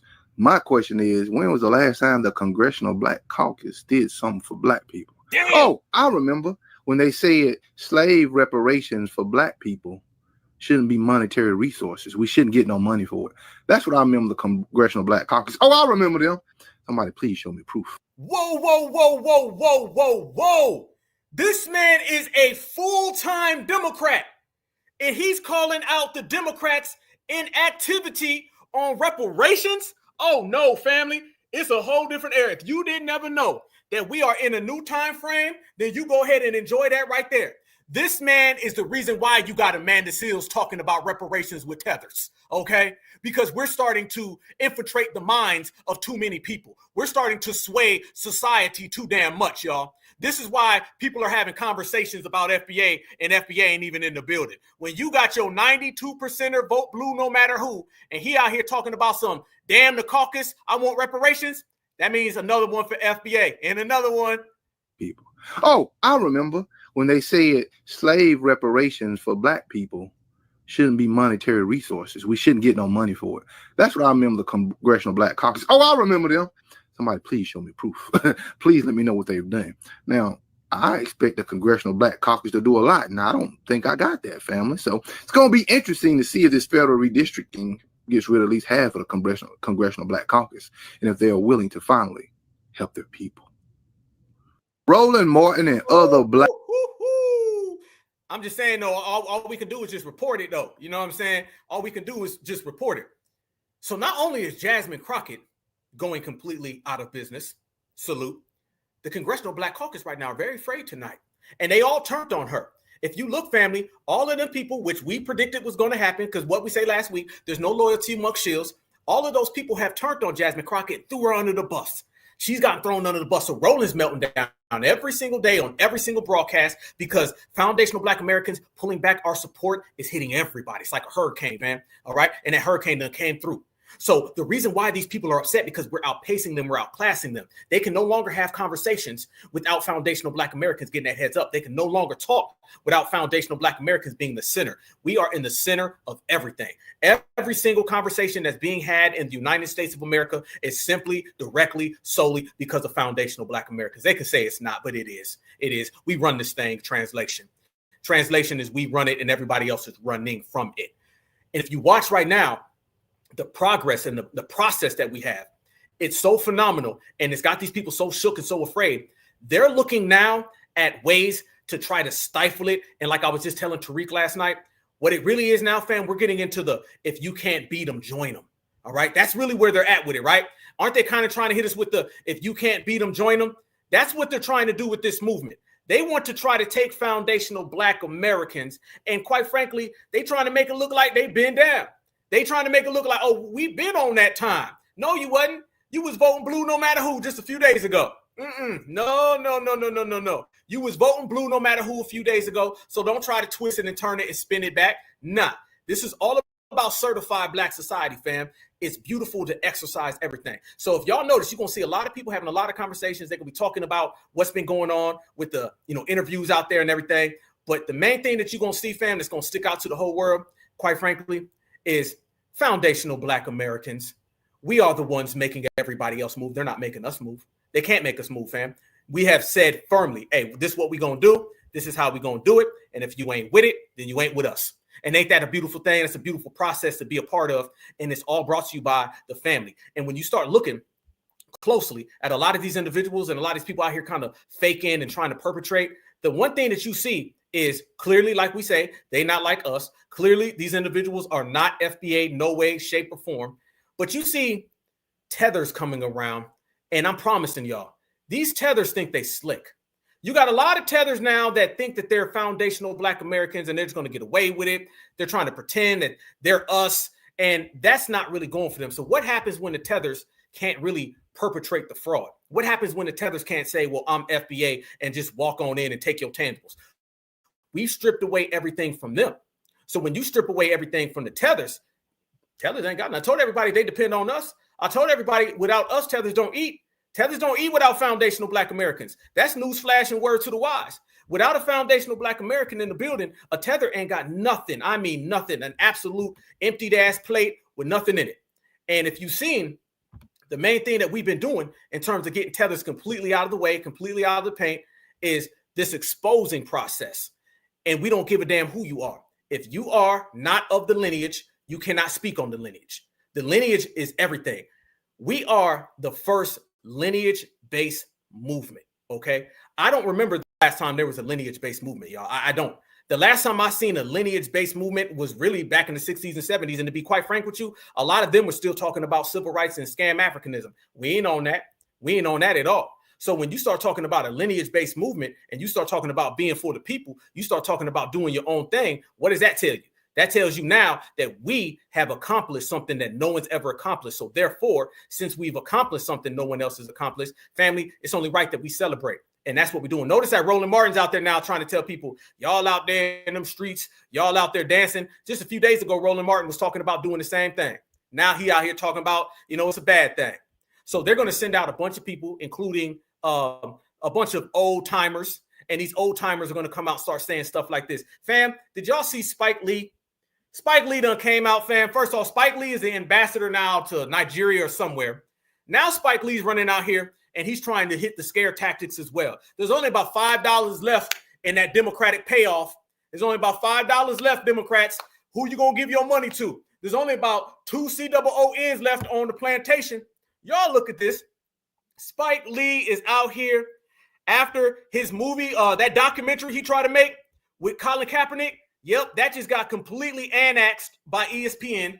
So now he's out there talking to Al Sharpton, and they trying to clean up what's left of the Democrats. Y'all enjoy this babble. It gets no better than. Checkmate. Watch this.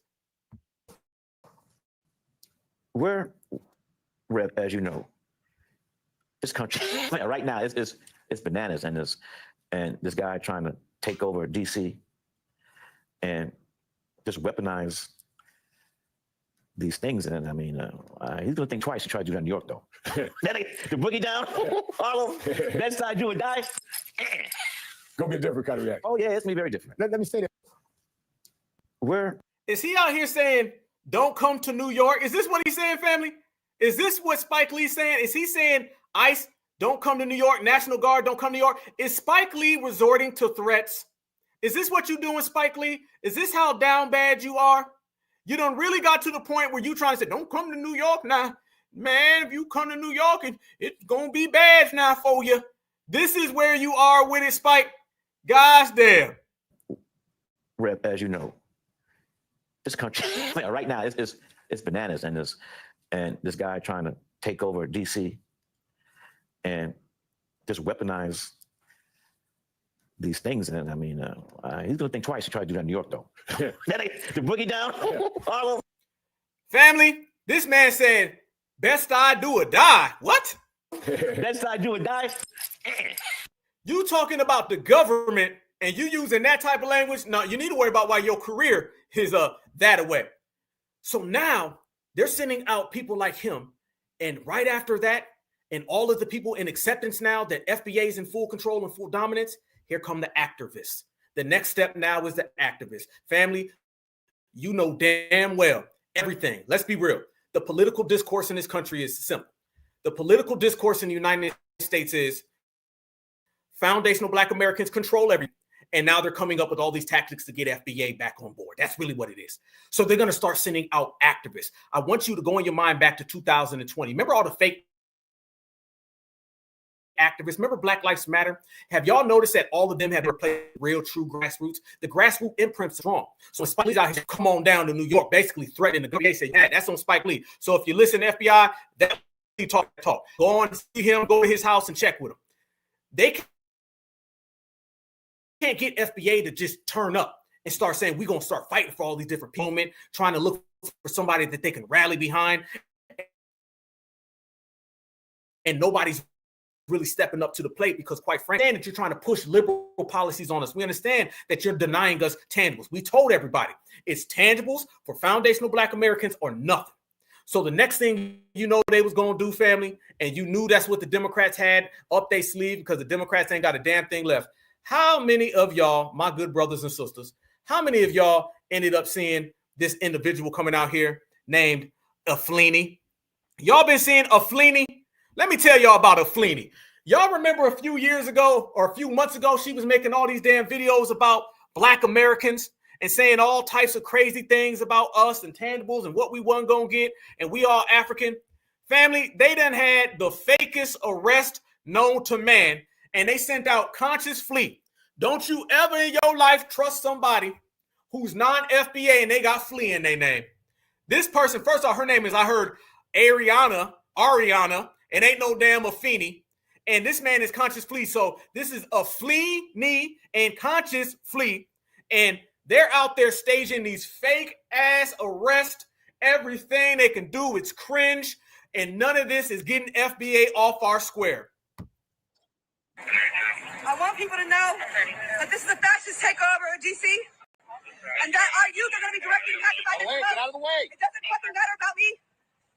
I will be fine. Our kids will not be. This video really pissed me off this morning. Everything we've been told about harsh and unusual punishment, either A, don't apply during fascist takeover, or B, has never applied to black women. The woman y'all seen that she 10 toes down for the struggle. Roll the clip. Afeni was lawfully recording the interaction between Metro Police and 3 DC youth. Afeni paid her fare into the turnstile to get a better view of the cops interrogating. Within 5 minutes, they had drastically escalated, and they had put a boot in her face and sprayed her with pepper spray. The community alert. Tonight, the Metro Transit violently escalated and began to stop as an illegal fare evasion. Afeni was taken to the Howard University Hospital for the treatment of her injuries. We're waiting updates on a condition and demand her immediate release. We're calling the community show for Afeni with love, solidarity, and presence. Free her. Sorry, y'all was trying to read it fast for y'all, but I hope y'all paying attention. American citizens are having the military sicked on them in their city of residence because the president manufactured a narrative around crime. And because individuals believe that black folks are inherently criminal, everybody bought into the narrative. Everybody that matters anyway. Afeni, that black woman, was there protecting the youth. When she went to jail, no matter how much hurt she was in, no matter how much pepper spray was in her eyes, she still was talking about the youth. Calling all black liberals, all black leftists, all the ADOS, all the FBA, all the Hebrew Israelites, all of the groups about the black shit. Where we at? You gonna let the orange man brutalize our community while we argue about theory? Family, FBA, he said FBA, Y'all gonna help Afeni? How many of y'all gonna put some money on Afleni's books? Afeni says she needs some money. Y'all gonna get behind that? And by the way, Conscious Flea, I thought you just said that you don't like FBA because you've been ducking smoke from foundational black Americans for quite some time. Now you want to come around here and get FBA support. No, Remember, you over there on that side and over there on that side, that ain't our side. So no, don't come over here helping. And I'm looking at the chat right now when my brothers and sisters said they ain't giving y'all a dime because my brothers and sisters ain't big on paying for activists that they trying to prop up, that they trying to get us to believe are certified. Did he say she's 10 toes down? Are you serious? Because the president manufactured a narrative around crime, and because individuals believe that black folks are inherently criminal, everybody bought into the narrative. Everybody that matters anyway. Afeni, that black woman, was there protecting the youth. When she went to jail, no matter how much hurt she was in, no matter how much pepper spray was in her eyes, she still was talking about the youth. Calling all black liberals, all black leftists, all the ADOS, all the FBA, all the Hebrew Israelites, all the groups about the black shit. Where we at? You gonna let the orange man brutalize our community while we argue about theory, policy, and philosophy? What we doing? Lastly, if they give her a bond, I definitely got some money on sis bond. Do you? You go ahead and put some money on it. Family, I want y'all to see how he's trying to manipulate us. This Conscious Flea, by the way, okay?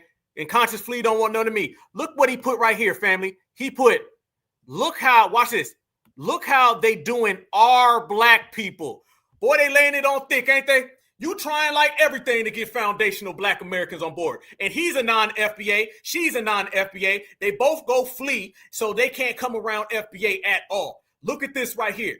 You know, and we see you. You ain't nothing but an activist. Okay, you out here acting. You ain't out here putting in action. That's the difference. No, remember, you tired of FBA. You don't like FBA. So you go ahead and don't ask for FBA money. Everybody who always got a problem with foundational black Americans be the first one with their hand out. They say that we all African, but can I get FBA money? I'm a Pan-African, the scam African. Can I get FBA money? We got Afeni who's locked up after she put on a whole fake ass play with a fake arrest, and now they still want FBA paper. Get your own money. Don't worry about my money. My money's good. So we was watching all of this, family. She's nothing more than one of these leftists. She's somebody that they're trying to make right now, this situation, y'all. They're trying to make this situation some type of like rallying point. They're trying to make this big. This is D-Ray. This ain't nothing different than D-Ray 2.0. Y'all remember D-Ray? D-Ray was running around here faking it. D-Ray was running around here looking at the camera. How come all of these fake ops, these fake op activists, you ever notice that every time they get arrested, they always looking at the camera? They be winking, they be posing every time. That ain't nothing real, and the FBA's not going for it. See, again, just like Roland Martin, just like the Amanda Seals, the Jubilee, the conservatives, the blow-up doll, every one of these people are trying different ways to get FBA involvement, and we keep saying no. Why? Just like I always say, remember, their agendas require our participation, all right? Our goals require keeping them the hell out the way. So you got one person who needs us, and you got us who don't want them. Who gonna win that? We are, every time. So if you look, the Democrats want our involvement. The Republicans want our involvement. The liberals, the conservatives want our involvement. The ops, the tethers want our involvement. And we've been saying no. So they've been trying to make this whole DC thing get big. Fam, we called it. Did we not just call it, fam? I put out a space. Y'all heard it on Sunday. And in that space, I talk about a lot of the things that are going on in DC right now. Those are tethers. Those are tethers. Let me give everybody the low key, all right? What people are hush, hush, quiet about. Donald Trump has amplified ICE in DC. So a lot of these people that are getting locked up, them are tethers. We just went through, fam. Hairlines was 3 blocks down the street behind these people. I'm talking about no hairlines existed. So when you start talking about a lot of these folks is really ICE, and you start talking about how a lot of these people aren't FBA, what you're seeing now is foundational Black Americans. We're saying, yeah, this whole takeover DC thing, nah, I'm cool. Y'all gonna have to hold your own nuts with that one as well. So they said, damn, FBA's not on it. Let's send out a Fleeny. So they called her handlers, all right, because she's a paid-for agent. They got the other agent, Conscious Fleet, to make these videos, and then they pump it out to try to get FBA involved. Let me show y'all this. Did y'all see? This is an exclusive. I don't believe anybody in the New Black Media showed this. Let me show y'all the arrest and how it occurred. They said that she was protecting the youth. You don't see any youth around in the video. They say that she was pepper sprayed, but she's looking at the camera. Okay. They said that she was locked up because she was saving some kids. No, you were locked up because you jumped over a toll-free thing and you was yelling and you was griping at the police officers. Every single thing that we already knew ended up happening, and FBA called it again. Watch this. Watch this. Turn up the volume. There they go. Watch this, fam. Activism at its worst. Do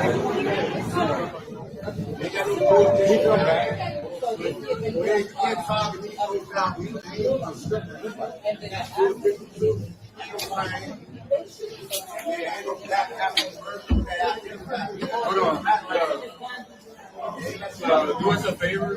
Shut the fuck up. I'm on this side. Shut the fuck up and stop fucking talking to me.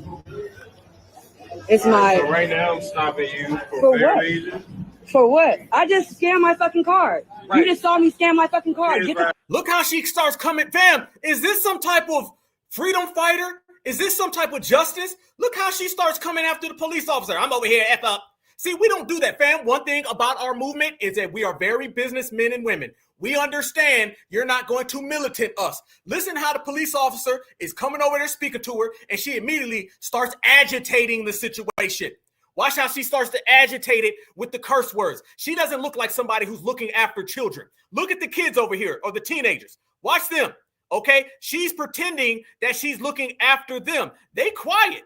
They doing exactly what they supposed to do. Like the great Neely Fuller Jr. teaches us and taught us. He said, anytime you're dealing with the police, you got to assume and you got to move like you're a prisoner of war. The brothers are good. All that loud talk, all that frustration, all that does is elevate. Watch how she immediately brings aggression. This is a crisis actor. This is a agent, and this is an op. Do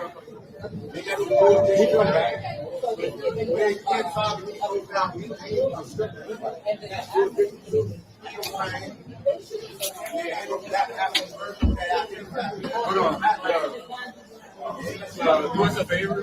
Shut the fuck up. I'm on this side. Shut the fuck up and stop fucking talking to me. It's my. So right now, I'm stopping you For fair what? evasion. For what? I just scanned my fucking card. Right. You just saw me scan my fucking card. Here's Get the fuck out of my Let me face. see your ID. Get the fuck out of my face. Let me see your ID. I don't have it. Get out of my face. Cause I just scanned my fucking card. You just watched me. One more time. Did you just watch me scan my Let me card? see your ID. Okay, let me see my citation. But all y'all just watch me scan my card, right? I don't have it. I just said I don't have it. Get the fuck out of my Let me face. see your card. I don't have. No, I don't have to show you shit. Give me my citation. Fam, who is being the aggressor in this situation?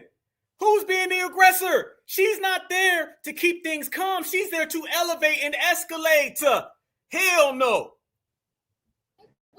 Give me my citation. Don't touch me. Don't fucking touch me. Here. Come on, call Nene. Call Nene right now. Open the door. Stay back. Stay back. I'm back. Come on, call Nene right now. Open the door. Stay back. I'm back. Stay back. Defenseless person and you're jumping on them. Yeah, man, she not ain't no threat, man. Yeah, that's wild. Y'all see that? What did she do? That's what I'm saying, man. She not ain't no threat. They just detained the female. She wasn't When even I was on the phone with you, I think that she just recorded the one cop just pepper spray.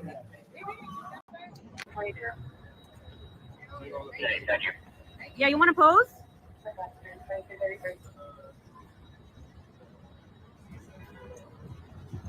Sir, can we get your badge number? S208. Thank you. I want people to know that this is a fascist takeover of DC, and that our youth are going to be directly impacted by this. Get out of the way. It doesn't fucking matter. She didn't get pepper sprayed like that. Notice that you don't ever see the pepper spray. And let me tell you about pepper spray. If you pepper spray her, everybody's out there coughing and gagging. Notice that you don't see none of that. And she seems very coherent. She's walking in a straight line. When you get hit with pepper spray, you are moving sideways. You don't really know how to close your eyes right now and try to walk. Right now. Close your eyes and try to walk. That's what it's like. And be gagging in the process. You don't see nothing going on or no evidence of that with her at all. All you see is evidence of her being belligerent, escalating the situation. And the reason why the police officer was like, hey, this is my badge number. Notice they thought they was going to get that cop. They thought the cop was going to be like, man, hold on now. What you mean? And the cop is just like, here's my number. Because he understood that she did everything wrong. And somebody made a good point. Notice that all the camera footage is there. She's being recorded by someone recording her. They came there with cameras to escalate the situation, to carry out their agent agenda, which is to try to get Black Americans up in arms. That's what this is about.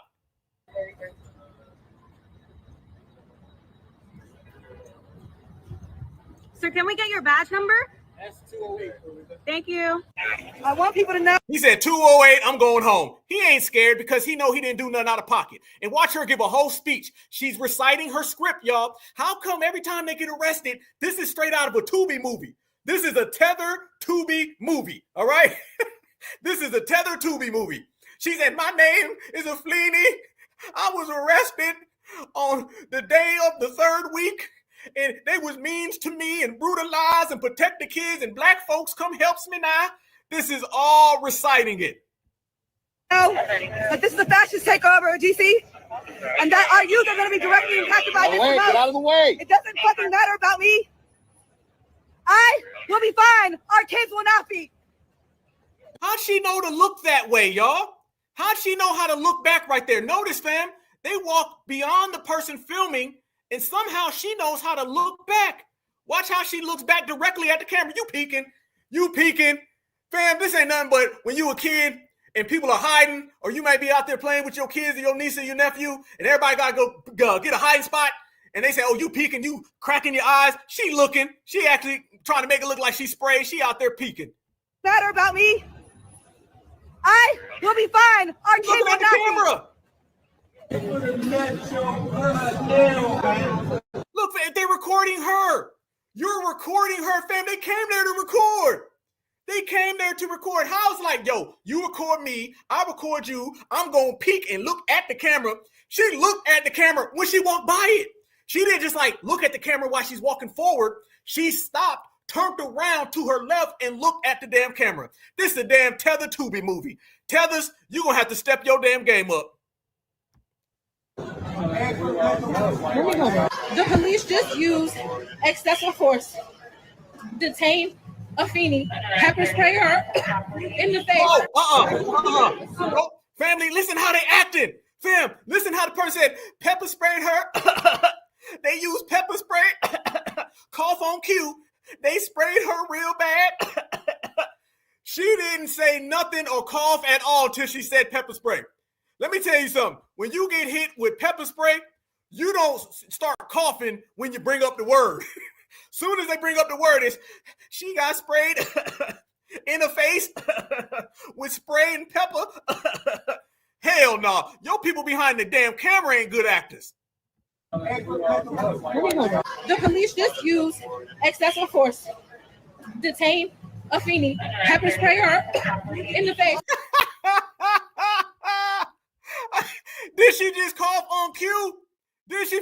She got out the whole sentence. She dropped a paragraph and said, oh, cough. You forgot to cough. Oh, my bad. Pepper spray. It had to be pepper spray because I'm coughing now. You hear? Why would I be coughing if it wasn't pepper spray? I think it was Tether spray. I think that's what it is, family. Our kids will not be. The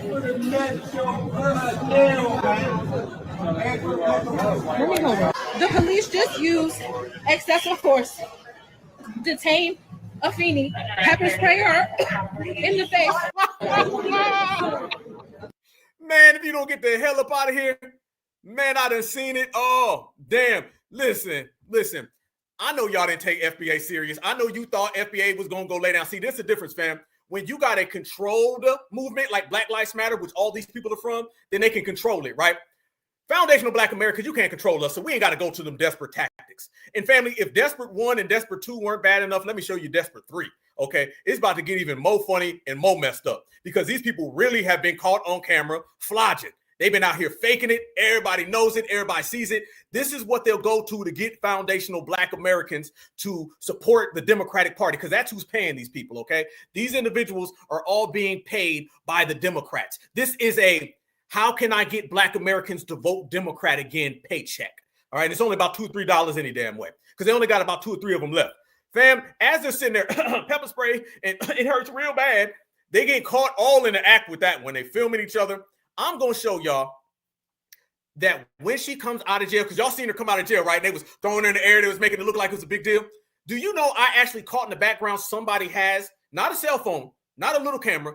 They literally had an actual camera with the reel on it, and they're filming it. Man, look at this. First and foremost, tell me something that y'all noticed about these D.C. protests. Let me take y'all to D.C. These are the protests that they want y'all involved in. These are the protests that they want Black Americans to go out and crash out for a fleeny and conscious flea. This is how desperate. They're going to get Mayo great-great-grandpa number 3030. That right there looks like Joe Biden. But watch. They out there singing Negro spirituals, family. I'm not lying. Watch this.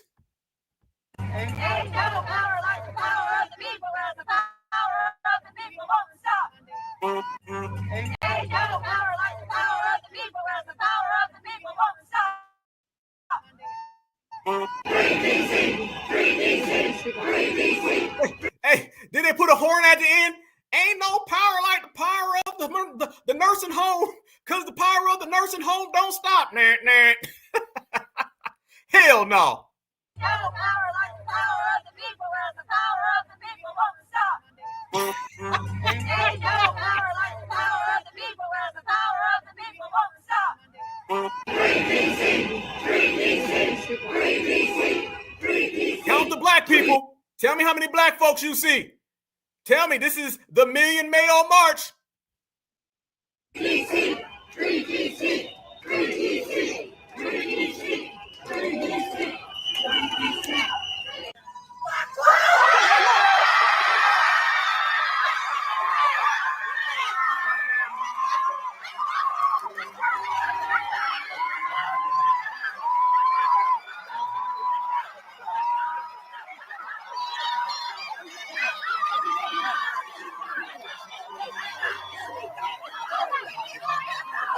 Look, fam, the only Black people are right here surrounding her. Black. Right there. The only Black folks are surrounding her. Look at the background. This ain't no Black American issue. This ain't no Black American protest. These people trying to get us involved in this. This is how bad y'all went from a Tubi movie to a Million Mayo March. Hell no. But tell me when you see the camera. First off, look up here. And second off, y'all see how she got released in her jail stuff? You know what I'm saying? That ain't how it works. Okay? And no, she didn't get arrested in that. But she comes out wearing that. This ain't nothing but a fake photo op. This ain't free of Fleeny. They trying to take my free Huey and trying to create some new type of watershed moment.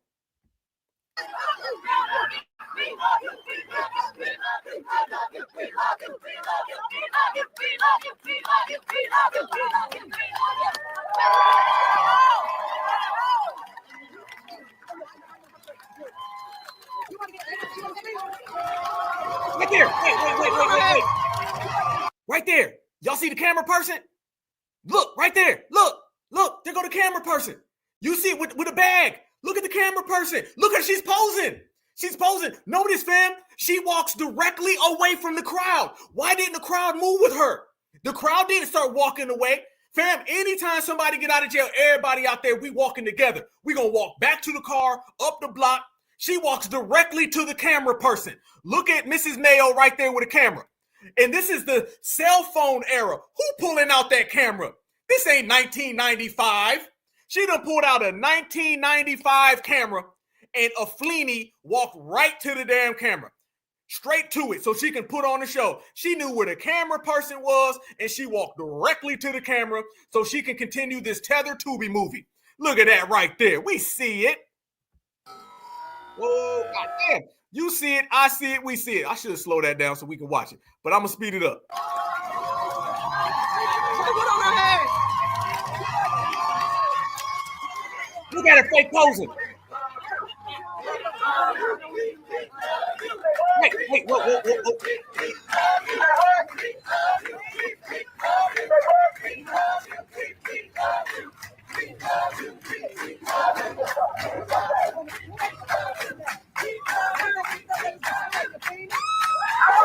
Right there, look. Right there. Fam, that's not even the same camera, and that ain't the same person. There you go. I'm done. Black Alpha #1, fam. I told y'all we run this thing. We run this thing. We ain't done. We don't hide. We don't run. We ain't here. We on one. You know, a party ain't a party if we don't come. There they go. That ain't even the same camera person. You're caught. You're Tether caught. Okay? Certified's got you. This is nothing more than a script, and that she's been reading. That was a staged arrest. That was a photo op. 1, 2, 3, 4, 15 and a half. You seen 13 different camera people, and I caught your camera right there. Who got the time to go grab a camera? They said that this was all some type of quick-witted, on the spur of the moment watershed, so everybody can galvanize, and this was going to capture the emotion of America. Who wakes up and says, oh, let me go get my 15-meter camera real quick. Let me go down there. How'd you know she was about to get bailed out? There ain't no damn time. They don't pronounce when you about to get bailed out. Y'all acted like y'all was surprised when she got bailed out. How you knew how to go get your camera? And this ain't even the same person we caught with the other camera. Y'all got masks on for why, and y'all got cameras for what? You already know what it is, fam. They can't get nothing past us. You see that? And look, y'all screenshot this. Screenshot this now. Y'all look at that right there. Notice that it's her and her friends. She got her arm around her friends. The crowd's in the back. The crowd's way in the back. Fam, did everybody go to their position? Look at this guy, hand in the air. Woohoo! Look at this lady. They all formed a little V around her. They're over there standing. Why are they over there? Why ain't y'all moving with the person y'all were just jumping for?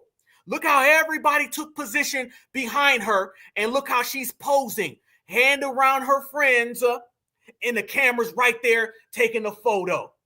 This is a big photo op act. This is nothing more than a scam. Easy. They just didn't think that Black Alpha Network, Certified Black Society, we'd have about 2.6 thousand people in here and we'd be exposing them for the world. But get used to it, because this ain't never going to stop. This is what happens when you're dealing with real Black grassroots, not fake activists like this, the #1 activist like me. You see that camera. This is nothing more than a movie. Fam, quiet on the set. Quiet on the set. Everybody, remember your lines and go to your spot. Go to your spot for your scene in the movie. That's all this is. Yeah, fake tears, the same way it was fake pepper spray, and boom, they taking pictures. You cannot make a better freeze frame than this one to explain and show that these people ain't nothing but Tether agents.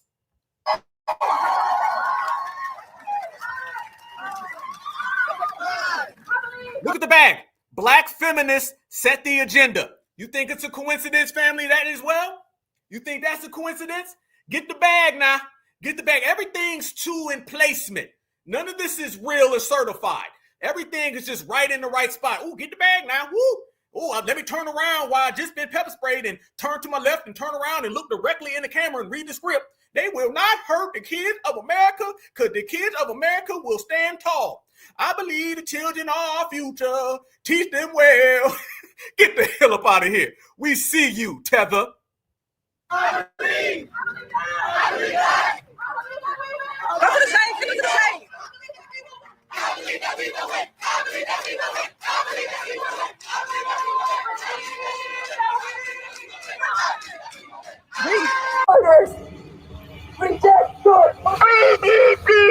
And guess what they went right back to, fam? Immediately following that, the people went right back to this.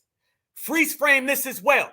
That's a black man and another black man in military uniform. You know, like the Harlem Hellfighters. You know, like the Buffalo Soldiers.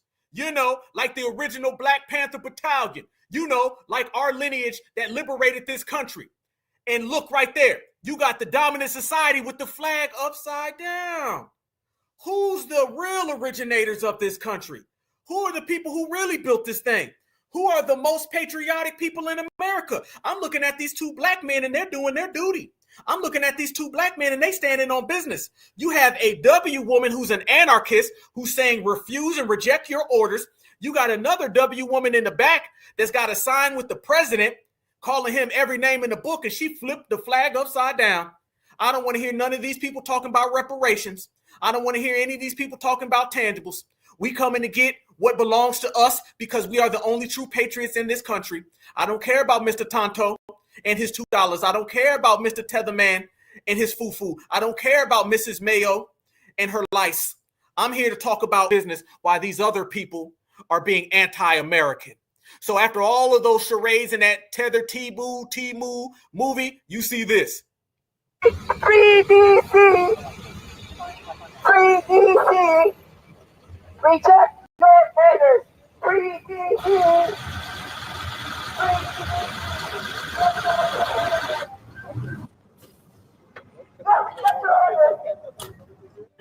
DC! Free DC! Look at the brothers is laughing. Look at the black man laughing. We ain't taking these people serious, y'all. Look at all them out there saying W power, free DC. They trying to create this, fam. The black man over there rolling. It's still business with us, y'all. This is, man, you want to talk about things that are indicative? Absolutely. Brothers are sitting here chilling, not giving a damn.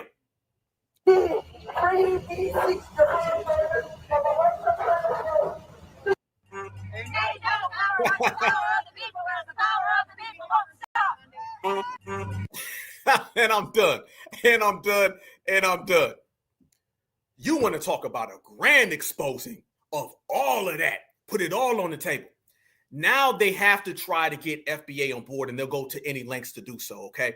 They'll go to any lengths. But fam, this is what I mean by these activists. They'll send out these activists, and these activists do exactly that. They act, okay, in a very weak way.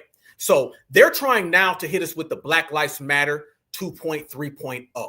It's Democrat season where the Democrats now are saying, okay, how can I get these black Americans back on board? How can I get these black Americans to fall for the gambit? How can I get these black Americans to drum up support? All of this, fam, is to drum up support. But I'm going to go ahead and put some receipts on the table. That little arrest that you've seen, that we just highlighted, doesn't that look ultra familiar? Haven't you guys seen that before? Let me tell you where you've seen that before. Because all we like to do is put receipts on the table back and forth and back. Look at this right here. This right here is a Fleeny. A Fleeny is out here getting arrested, peeking through her eyes. Okay, family, that ain't number goddamn D-Ray. That ain't nothing but D-Ray 2.0 because they trying to Black Lives Matter 2.0. You see that. I see that. We see that. That's the same thing. You notice that the Democrats always pull out these tactics every single time they start seeing a surge in black American independent voters. They'll send out an Aflini and they'll send out a D-Ray looking at the camera. I told y'all that's all they do. They looking all in the camera too, ain't she? She looking all in the camera. He looking all in the camera. They know what they trying to come up with. It ain't working. They're trying to get foundational black Americans emotional again. See, the thing that's been the dominating force in this political atmosphere is the fact that FBA, we are not, and I mean it, we are not by no means emotional. We've been operating strictly business, and they think all of this junk is going to get us all emotional, all sappy, all in our feelings, make us go running back to them and say, I'm sorry, I didn't mean it. Can you please get me to vote again? This ain't nothing but D-Ray. And how do you know that foundational Black Americans are an absolute positive control, fam? Is because you got to dust that off. This is what you got to do. You got to dust off old Black Lives Matter tactics. You going backwards. So I want you to notice how we got them going backwards. That's D-Ray all day. And no Black American is behind her. Black Americans do not support her at all. Okay, she's absolutely positively reckless. She is no means of the lineage, no means of the culture. She is nothing more than one of these like anarchist people. And their job is to go out there and to try to drum up some type of emotion for FBA. And they're trying to make her like this new breed Rosa Parks. And notice, by the way, too, family, her name is Ariana. All right, it is not Afeni. So she's trying to run with Afeni like Afeni Shakur. They even gave her a fake name. There's only one Afeni that we address. There's only one Afeni that we acknowledge, and that is Afeni Shakur, not Afleni, okay, who came over here from Jamaica and Panama. Look at this, fam. Going through some of her receipts. Look at this right here. Look at this. Reparations isn't just about money in hands. Reparations is meeting the mark for every tangible harm that the U.S. and other colonial powers have waged against Black and indigenous communities. Damn. Look at her right there trying to slide your reparations to somebody else. You see that right there? Uh-huh. You knew they was going to pop up talking about reparations. You don't talk about FBA without mentioning reparations. Oh, we got receipts. How about this one? I'm Jamaican and Panamanian, still Black. This person is not even of the lineage. By no means is she of the lineage. Hell to the no, she's not of the lineage. Nope. Look at this. Then she tried to backtrack it when brothers and sisters got on her bumper. She said, we have already cleared up the fact that I was misinformed and understand exactly why land back movement is separate from the reparations. So what are you complaining about now? Because some $2 Tontos came out and they basically told her that they don't stand by her trying to run that game and those movements are different. So she tried to backtrack it. That's what she was trying to do. She thought she was slick and it ain't working her favor. No, the hell it didn't. Check this one out right here. Look at this one. This right here, family, was them trying to drum up support to get her back out there. This is the little thing that they put out. Look at this, man. We got receipts. This is them saying, oh, she's about to get let go. We need to meet up with her. Can y'all go find her? She'll be out there if you see her. If you see this right here, fam. They was out there putting all of that fake stage. This was the stage thing right here. Every little thing you just seen in that Tether Tubi movie, it was this right here. This was it. This was them getting together, telling everybody, let's meet up now. And we can go down there and we can go help her. That's what they was doing. So when you see that these folks are completely contrived and you see that these people are absolutely, positively working in conjunction with the Democratic establishment, trying to establish something that will never be established, those are the receipts that show you this has never been about Black folks and they's gonna comes and get you. This is really about them folks and how they trying to get us back on the Democratic plantation. And they was trying to make her some type of martyr and nobody was going for it. Watch this. The federal occupation of D.C. continues, and now they are arresting Black residents who are fighting back. One of my mutuals, Afeni, has been arrested after being brutalized by police for simply recording occupying forces in her neighborhood and in her community as she is trying to fight back. And the thing is, when I first said or talked about family, was that brutalized? She wasn't brutalized. Listen to the words. Oh, she was brutalized. They did her so mean. They hurt her. Listen to all the inflated terms, y'all. You know when they're trying to get you involved is when they start using inflated terms. You know what I mean? When they start saying things, she was brutalized and they trying to get Black folks and this is fascism. There was no brutalizing in that video. That was somebody that was inflammatory, created a situation and ended up getting arrested and somehow knew exactly where the cameras were. Of this occupation, I'm like, people are not going to know why this is a big deal.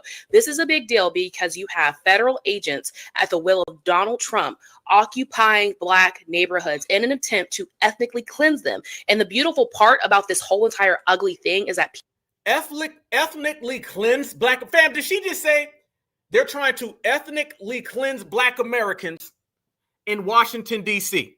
Do you know the footage that would be coming out right now? And if that were to happen, where the hell we at when that go on down? Where are Black Americans at when all this going on? Listen to the words fascism, brutal, ethnically cleanse us. These are just terms that are hyperbolic, fam. High superlatives to get FBA real riled up. People are fighting the fuck back. One, because they're fed up, and two, because they're not going to take this occupation. And now one of our greatest fighters is locked up after being brutalized, and she needs our help. If you are in the Washington, D.C. area, there is a call to action at 1 p.m. today. Get down there, offer support for Afeni, shroud her in a lot of love. We need to fight for our fighters as they are fighting for us. Afeni is out of jail. Woo, woo, woo. And if you don't know who she is, do me one favor. Take today and research it, okay? I seen the video. I wake up at 7 o'clock in the morning. Why I grabbed my phone and got on TikTok, I don't know. So I opened up TikTok and I see this video of black women, white women, gay, trans, all these people standing outside of the jail waiting for this girl to be released.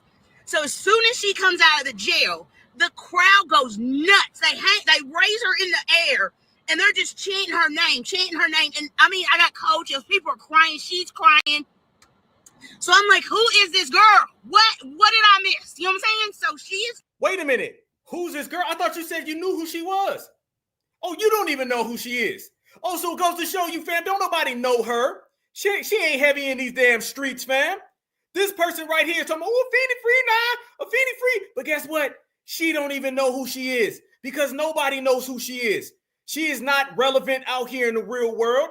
This ain't nothing but somebody who done got a couple paychecks and now they trying to make it look like they solid, they certified, and the whole community knows who she is. She just sat there and said, you need to do your research on Afeni, and then said, well, I mean, I don't know who she is either.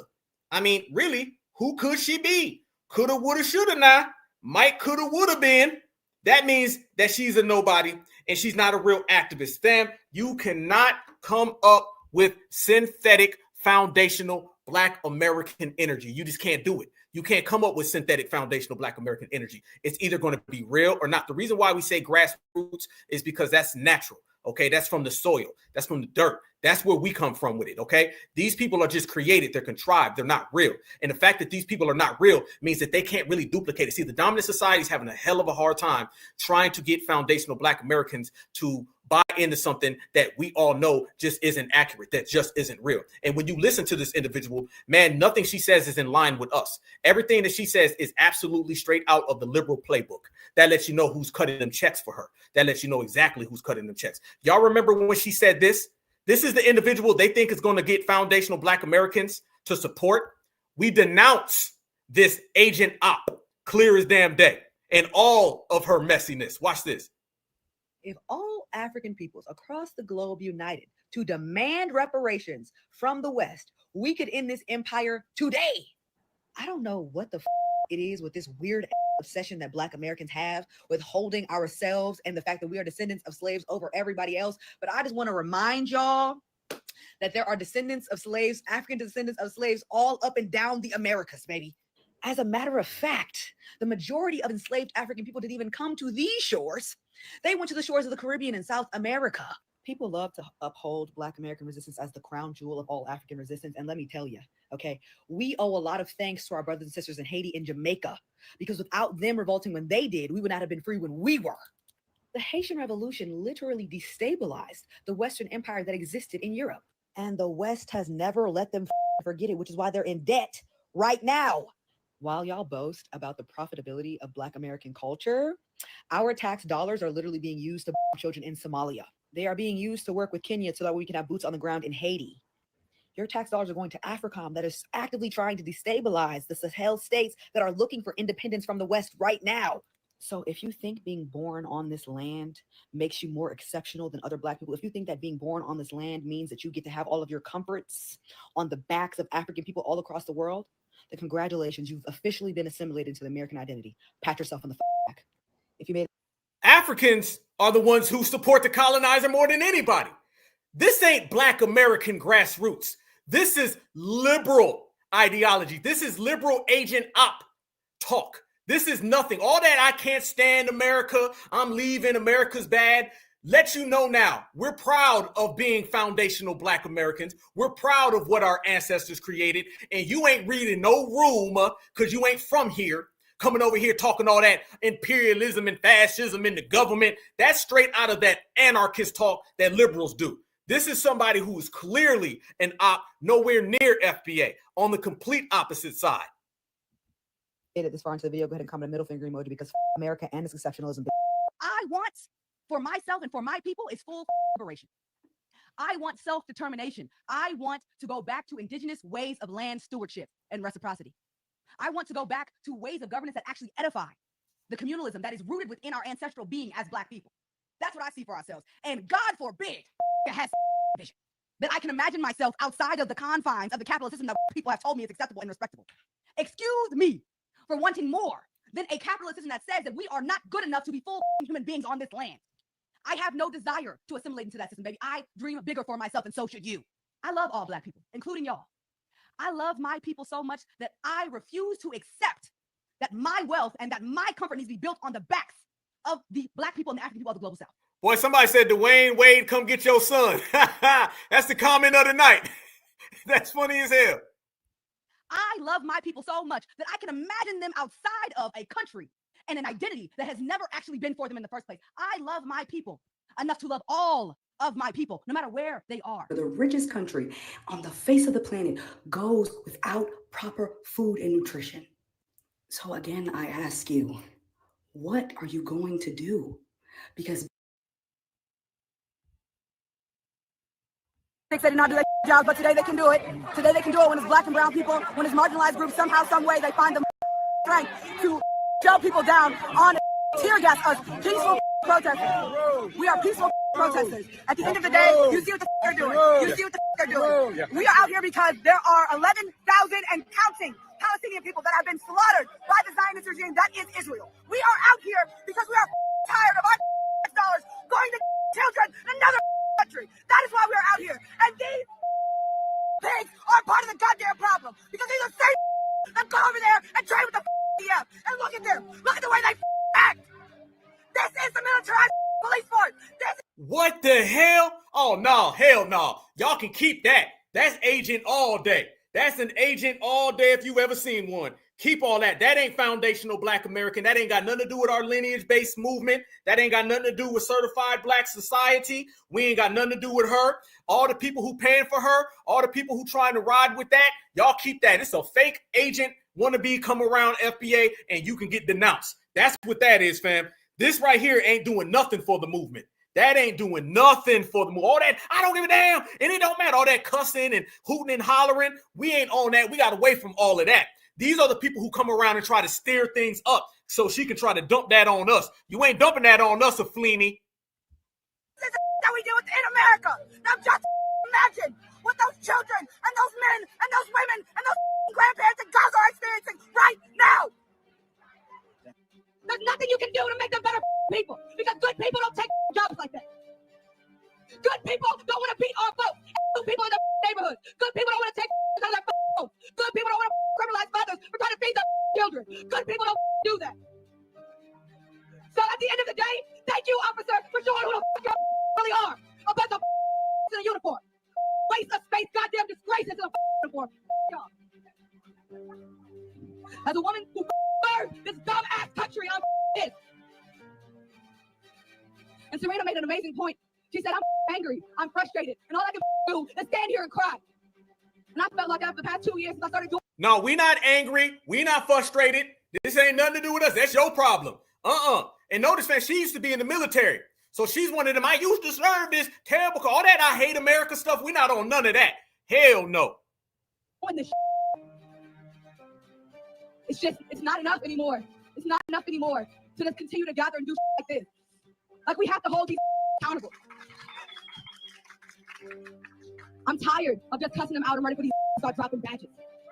I'm ready for them to start losing their pensions, losing their future, losing their families and their livelihoods. Just like all of the 2.3 million people that are incarcerated in this.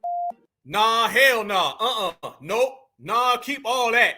Keep all that. Ready for people to start losing their family. See, the thing that they do, fam, these are tactics that they use during the civil rights era, okay? They understand that they cannot jail a revolutionary, so they want to jail the revolution. Okay, but they can't do that. They understand that they cannot criminalize an individual, so they try to criminalize the whole entire movement. They're always trying to use this criminalization upon us. That's one of the things that they're doing. They did the same thing in the 60s and 70s. They sent around people that say these inflammatory comments, they make these outlandish statements, things that we do not agree with, things that we denounce, and they try to dump that on us. Let me make this clear, okay? And I'm going to bring everything back to the original statements that we were making. Absolutely. She's yelling at a bunch of police. So the same way that she was yelling at the police when she got falsely, or she did her little Tubi movie, it was a real arrest, but it was false movement. The same way she's doing it there. Let me make this clear.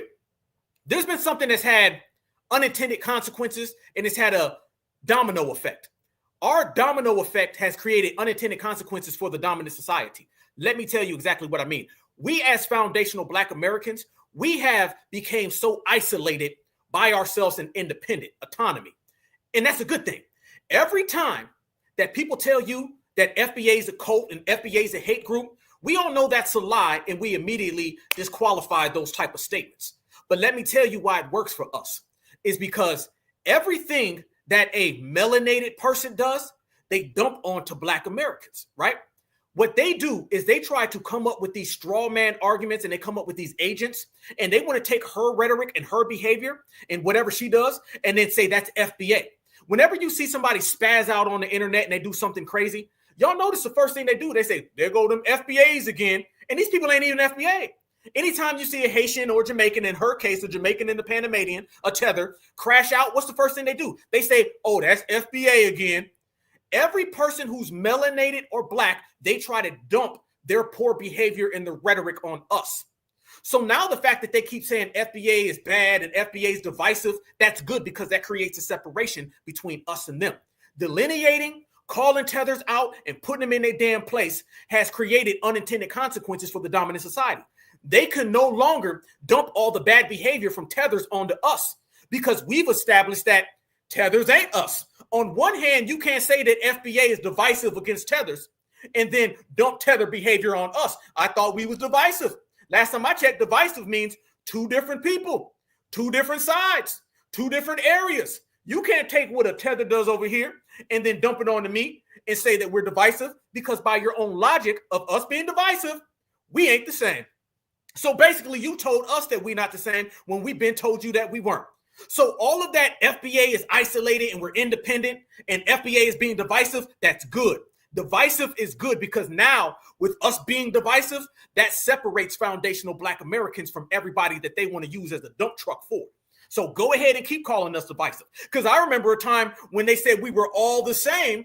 And when we were all the same, we had to deal with all their criminals, all their thieves, all their rhetoric, and all that right there. When we come out and say that's a Fleeney's an agent, and she's an agent who deserves to get the hell up out of foundational Black American business. No longer can they dump that on us. 3 or 4 years ago, fam, they would have said that was FBA saying all that. They would have dumped that on foundational Black Americans so damn quick. They would have been like, you see, Black Americans. Y'all remember when Black Lives Matter first popped up? Y'all remember when they kept trying to make all of us Black Lives Matter? Every Black person in America was Black Lives Matter, according to the dominant society. Every last Black person. They were like, you Black Lives Matter, ain't you? Remember they was trying to say, Tariq, you Black Lives Matter. I know how y'all Black Lives Matter folks be. They kept trying to put Black Lives Matter on every Black person. Now with us being direct and specific and separating ourselves from all of them, they can't put that on us. Nope. Nope. You can't do it. So the very fact you can't do it, you can't pull this right here. A couple years ago, oh man, they would have tried to say that was me, you, and everybody. Now they just got to be like, damn, it's just her. So now, quite frankly, by them calling us divisive, that's making them have to hold their own nuts. Yeah, check me out on that. Now they got to hold their own NUTs because they can't get none of these at ease. That's what I'm saying. So it's a beautiful thing for us to go ahead and separate and regulate and stay over here on our side of the fence, because our side of the fence is making all of these people crash the hell out. And the crash out has been lovely. And when I tell you it's been lovely, let me show you another example of how foundational Black Americans, certified Black society has, quite frankly, put an end to what they thought that they were doing. Oh, yeah. Remember I showed you earlier the individual that I said was a full-time Democratic supporter? Well, family, one of those Democratic supporters that I seen out there, that is a clear Democratic supporter, make no bones about it. One of those individuals now is out here and she's calling out Aflini. Yeah. So the Aflini tactics ain't really working with a lot of those damn Democrats. So she's not even winning over the same people who have been cutting her paychecks. Your paychecks have been coming from the Democratic Party, and it's really not allowing any of the Democratic money to be sent in your direction because you are crashing out. Divisive is good. And I'm going to tell you why divisive is good. Divisive makes all of these people have to be their own. Watch this lady right here. And she straight says that she don't rock with Aflini. And this lady is a known Democrat. FBA is outclassing them, y'all. But that heifer over here, okay? I said what I said. And she, whatever community she... Hold up. Whoa. Say what you said, sister. Say what you said. Take your time. Take your time. I ain't trying to speed you up. Talk your talk. I don't need you advocating for that heifer over here, okay? I said what I said. And she, whatever community she work in is not mine. Okay. And I looked at your page. You're not even Black yourself. So I'm sure she's doing great work for your community. Awesome sauce. I'm happy for you. But she's a grifter. And I met people like her. I've met people like her. I can see them a mile away. I can see them coming. It's comical. And when you're somebody like me who was raised, grew up, and currently live in the South, you see those type of Black people. You see those type of Black people all the time. They want to assimilate so bad that the first thing they're going to do, they're going to look down on the other people. They're going to look down on their own people, you know what I'm saying, their own color, so that they can show the other group, that other community that she's fighting for, how they're one of the good ones. It's down to a science. And most Black women, especially older Black women like me, most of us, we can see those types coming. If you got any kind of intellect, we can see those types. And I can always tell from the way she styles her hair, to the clothes she dresses, to those 100-year-old braids in her head. I know the type all too well. I went to school with the type. I've had to work beside the type. But so you can save that just because she disagrees politically. She made this mess, and now she's racking in the money. Once again, she's racking in the money once again. She racking in the money once again. Damn, it looked like what they call that, fam. What was they? The 70. What is it? The 92 percenters. A lot of the 92 percenters ain't rocking with Aflini. Aflini ain't nobody rocking with you. It's hard out here for an Aflini, okay? It's real hard out here. So the same people, and I want everybody to notice this, the same people that the Democrats are cutting them bags for, them checks for, ain't giving them no returns. No returns. A couple years ago, that may work. Now, hell no. And let me say this about these fake activists, okay? I'm the #1 activist on the planet. And I ain't allowing no fake activists to come into my community and start running their mouth and disrespect it. And you know the main thing that she wants to do is disrespect foundational Black Americans, because just like every op, every tether, every fleer, every hopper, every skipper, every jumper, foundational Black Americans strike fear in them, because remember, they need us. We don't need them. So your fake activism got to go. Aflini, I know you ain't no real activist. Aflini, I know you an agent. Aflini, I know you a tether. You need to tell all them tethers in your family, Aflini, that FBA ain't rocking with you. You need to tell your handlers and who cut you that little COON check, Aflini, that FBA is standing on FBA business and you ain't invited. So when you start talking about foundationals, this is what I mean, y'all. This is how she truly feels, because somebody said, I need you to get them FBAs out of the way. But here's the thing. FBA's here to stay. Check this. It's been an interesting little week for me over here in Facts Environment. I made a TikTok saying that you cannot be pro-Black and be pro-America, and the foundational Black Americans, they have been screaming and crying and kicking in my mentions ever since. Now, you're asking yourself, Afeni, who are these foundational Black Americans? What makes them so foundational? Let's talk about it. The foundational Black Americans, okay? They are not a formal organization by any stretch of the imagination, no organizing infrastructure at all, actually, from what we can tell. But they are a group that designates themselves based on their ability to trace their lineage back on this land. Now let's get into what they say on their website, okay? Because even they will admit that they descend from enslaved African peoples, okay? In 1526, Spanish colonizer Lucas Vasquez de Leon brought the first documented enslaved people to the shores of what is now South Carolina and the Georgia coastline. You can go on officialfba.com and you can read that for yourself. It's on their front page, actually. They also say that these freed Black people integrated with local Native societies, marking a pivotal and often overlooked chapter in lineage and the cultural evolution of the foundational Black Americans. So these quote-unquote foundational Black Americans may tell themselves that they are noble protectors of their ancestors and their ancestral legacy, but they are, in fact, more akin to the European colonizers that... Freeze. We're akin to the European colonizer. That's what she said, right? But yet, her people in Jamaica and Panama, they out there getting G-checked left and right by the colonizer. Doesn't that sound like the same exact thing that the Tethers tell us every time they call into one of our spaces or when they get on TikTok? Ain't that the first thing they say? Y'all sounds like the colonizer. Y'all talk the same talk. Well, let me talk some talk for you. Let me give you some real. Y'all want to see what happens when a Feeney goes head up one-on-one with a foundational Black American? Not on TikTok, all right? Not at a fake stage protest, not a photo op where you got Tether sprayed, okay? Not your little T-Moo run-up protest and not your to-be Tether movie. No. Let me show you what happens when she gets to run in her mouth and she got to deal one-on-one with a foundational Black American. All of that smoke go down. All of that babble go away. All that Tether energy out the window. I got a good homeboy, good friend. He about 30, 45 minutes up the road from me. He go by the name of the great Greg Marcel Dixon. And let me show y'all when she got into it, or shall I say, she got checked by Marcel. If y'all ready to see Marcel check a Feeney, can I get some 100s in the chat? This is what happens when they see us one-on-one. You got a Feeney and the great Greg Marcel Dixon, and it didn't go too good for her. Watch her go on one of them I hate America rants and watch Marcel shut that down. Certified salute. Okay, I think Afeni wanted to respond as well. Yeah, I mean, I just want to make it very clear, like the Democrats are chasing the Republicans to the right, and the Republicans are chasing after a white supremacist utopia and an expansion of the fascism that already exists in this country. So I think that, like, I don't know, maybe I'm one of the only Pan-Africanists on the panel, you know what I've said?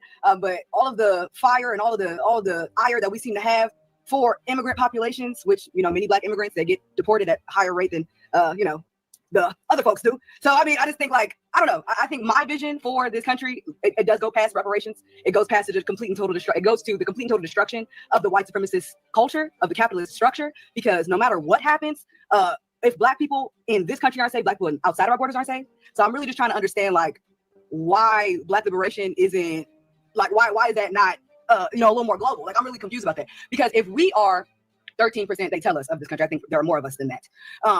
I think there are way more of us than that. And if there are, let's say, and I will say, Africans, they traveled and they were all over the globe. So it is very possible that there were Black people here before these white folk got here. Very, very, very, very possible. It's very possible there are Black people that are indigenous to this land, because all life starts in Africa. But I guess, like, I'm hearing what everybody's saying, and it's just like, it seems like we are, I don't even know how to explain it. It's like, it sounds like there are certain parts of this that sounds like we're on panel with, like, white Republicans. And I'm just trying to understand, I'm saying, like, if we are, because I don't know, maybe y'all are. She throwing shots at Marcel. Boy, Marcel pissed. That's my partner right there. Boy, he pissed. He about to give her that work, fam. Listen what she said. She said she's for the total destruction of the capitalistic society. Remember, when these people say they want to destroy capitalism, they're basically saying they want to destroy America. These are we hate America people, these treasonists. Watch her get completely checked. Cool with the capitalist infrastructure of this country, and if that's the case, I mean, we can have that conversation from that viewpoint. I would love some clarity on that. If people are capitalists, communists, yada yada yada. But yeah, like, what I guess I'm trying to understand, like, what's the issue? Because and before, and also let me just say this last thing, because I know the FBA niggas, I can hear them in my mentions. All right, yes, my grandmother is Jamaican and Panamanian, but the other 75% of me is from this motherfucker right here. So let's all right now. So before we even start that, let's keep it cute. All right, I just genuinely want to know, like, are we fighting for the destruction of the capitalist infrastructure, or are we fighting to uphold it? And is reparations a stopping point for, like? I can answer that. I don't know, Savvy, you let me know if it's my turn to go. I can answer those questions. I'm asking you. I'm asking Denise. I'm asking Cloudness. I was going to pivot to Cloudness first, because I know he hasn't said as much. Cloudness, did you want to respond to Afeni before I go to Marcel? Okay, he said go ahead. Okay, go ahead, Marcel. We're not fighting. Okay, Black liberation's fine with me, but that's not my fight right now. My fight is the justice and reparations for American freedmen.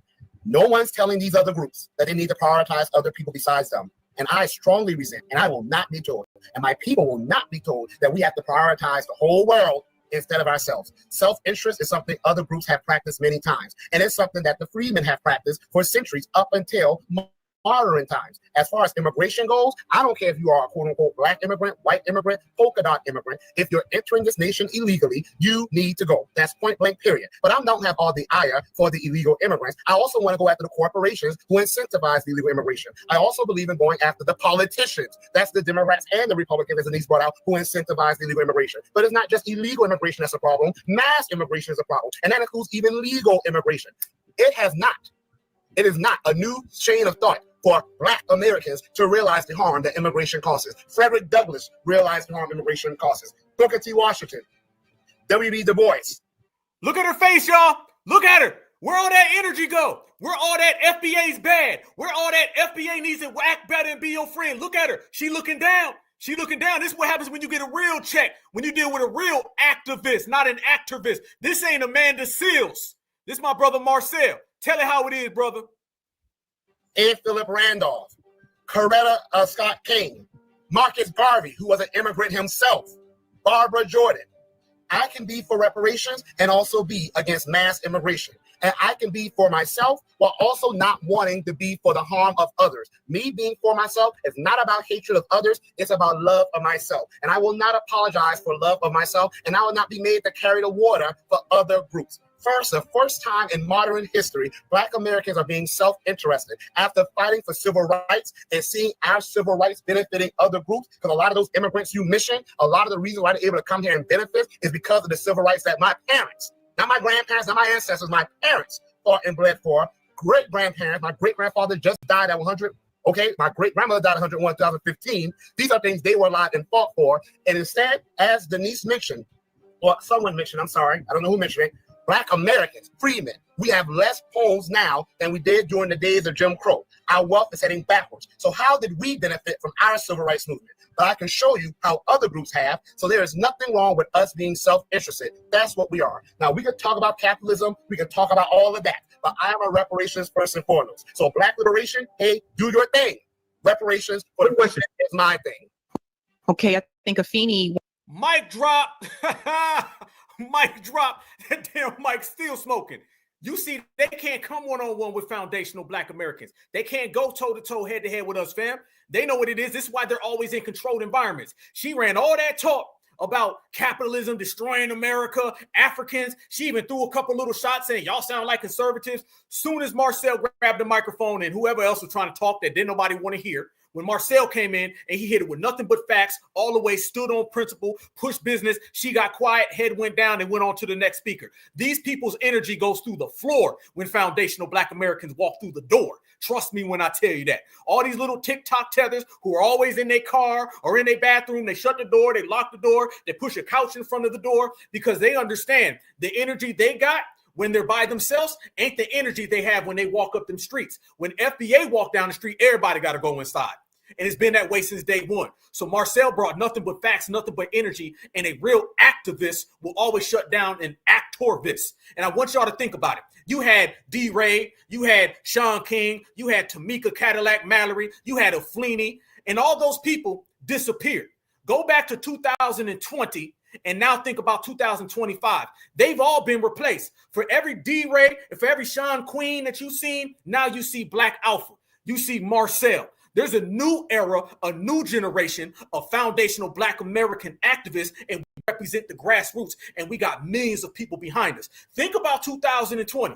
Think about when they were out there hijacking the Breonna Taylor protest, when they were hijacking the George Floyd protest. Think about that, y'all. And notice that you don't see them faces no more. Think about how many times you used to see D-Ray and Tamika Mallory, and now think about how many times you see Black Alpha and you see Marcel. Think about that. It's a big difference. So it shows you out with the old and the fake, in with the new and the real. And the new and the real is extremely certified. We have taken what we wanted. We brought this thing back. And now we're showing the world that this has always belonged to us. Only difference is we don't put that damn flag in the goddamn ground and it's waving. Look at this, y'all. These are the people who've been supporting her. Yep. Let me show y'all who've been supporting her. And this is going to hammer my point all the way through, y'all. These are the people who've been supporting Aflini. These are not foundational Black Americans. This ain't Black Grassroots. Look at this. The feds didn't realize what they had done. They just exposed the nation to Aflini. How come don't nobody know Aflini? You were wrong. That didn't age well in 2 days. That's what that guy said. And look, he says anarchist. This is another one of the Aflini supporters. This individual right here is not representing the Black Grassroots. This who you thought was going to be Black Grassroots? This is who you thought you was going to get us all riled up to go get involved? Hell no. Aflini doing what most Americans are not, standing up to a genocide. We are praying for you and your safety. Her crowd ain't our crowd. Her people aren't our people because she's not a foundational Black American. Look at this. This is another one of her supporters. What audience are you from? Okay. What damn movie did you get this out of? This is another one. Spread the word. Our comrade Aflini has been arrested. And FBA don't give a damn. When she got arrested, when she got tether sprayed, when she was walking up the block, peeking through her eyes, her fake video, her fake movie, the damn cameras, we didn't give a damn. And look at this one again, y'all. More and more. These are the people that have been supporting her, and none of these people are FBA. Look at the tweets, fam. I compiled all this. Look at that. I hope Aflini is okay. Look at this. Look at this lady right here. This is another one. I ain't seen that. Tell me when you see a Black person. Tell me when you see a Black person. Look at this. This is not FBA. This ain't Black American. Look at this. Nah, look at this. This is who got your back, Aflini. Oh, you in trouble then. You in trouble then and you can't win. Nope. Hell no, you can't. Nah, bruh. You out of luck. You out of bounds. FBA ain't falling for none of that. You out of luck, out of bounds, and you on the wrong side of town, if you heard me, man. So check this out. We've been letting it be known that these individuals are nowhere near certified foundational Black Americans, and therefore, us certified foundational Black Americans, we will not put on the cape for individuals who ain't on our side of town. See, fam, that's all they got. That's all they got.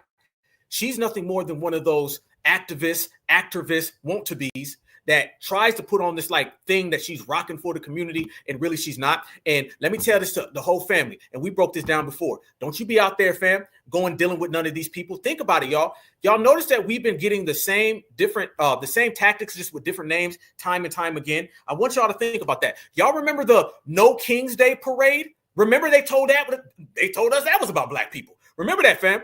Notice that you had the No King's Day parade, and we were looking at all those people, and those were a bunch of agitators, a bunch of paid protesters, crisis actors. We seen that. Black Americans said, we ain't coming. We seen those ICE protests. Foundational Black Americans, we said, nope, we ain't coming. Everything that they've been trying to put on us, FBA been stepping back. We were like, nah, bro, that's y'all problem. That's all y'all got to deal with it. One thing we ain't doing, we ain't crashing out for the people, fam. Remember how they tried to set us up for the okie doke so we would go out there and get all caught up with Antifa and get us to crash? We know the play because it happened with Black Lives Matter. We got the dominant society recycling old playbooks. They recycling old tactics. And the old tactic that we got rid of, they're going to try to bring it today, and it ain't going to work again. We hitting them twice. The first one ain't work. When you brought it back, it ain't work. And the third time, it don't exist. There's nothing that they can do that's going to fool us to fall for them. We ain't crashing out. We ain't going to their protests. Them protesters got less and less Black and more white. Yep. Those ICE protests, they done got less and less Black. Hell, they was never less because we weren't there in the first place. But I tell you what, they got more and more Pedro. When we remove everything in which we've done, they over with. And the reason why we don't go out and crash out for them, fam, let me tell you what they want you to do. Because y'all remember when they hijacked the Breonna Taylor protest, the Ahmaud Arbery protest, the Rashard Brooks protest, and the George Floyd protest, it started off about supremacy. And then Black Lives Matter came in and they pivoted the whole thing.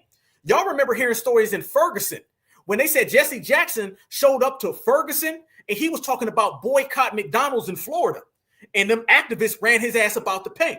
And next thing you know, you start seeing these people that came out of nowhere. No one knew who they were. The real activists on the ground did not know these people who kept getting the microphone. You would get some big 300-pound beluga whale, and she'd be out there talking about some let the women talk, trying to put gender on it. Then you seen another person talking about what about equality for all people, trying to put a rainbow on it. We seen the way that they hijacked that protest, and this era is just too certified. This era is just too airtight. We know the way the game goes. Remember when you look and you see all those W spray paint and everything, burning stuff down, and then they would leave and they would dump that on the black people? This is what I'm saying.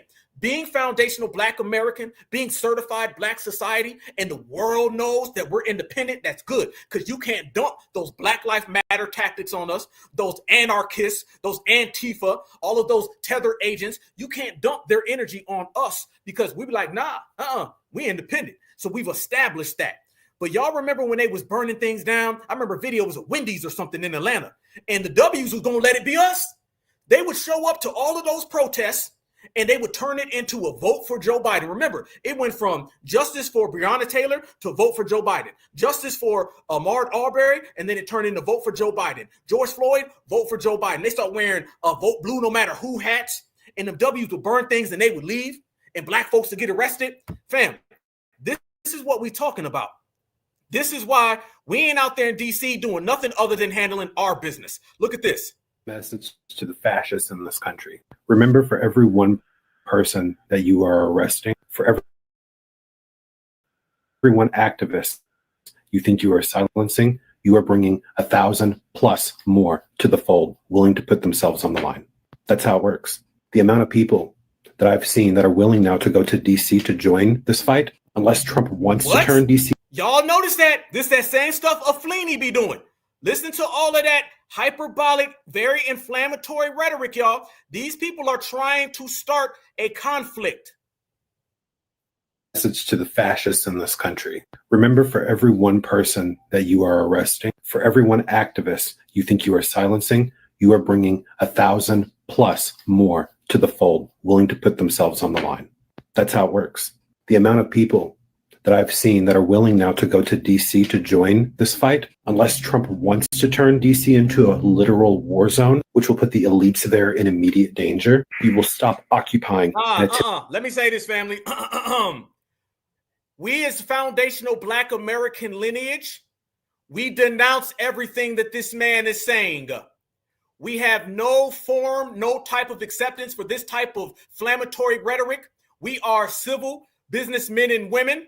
We are in it for the love of the United States of America, the same way that our ancestors were when they built this country.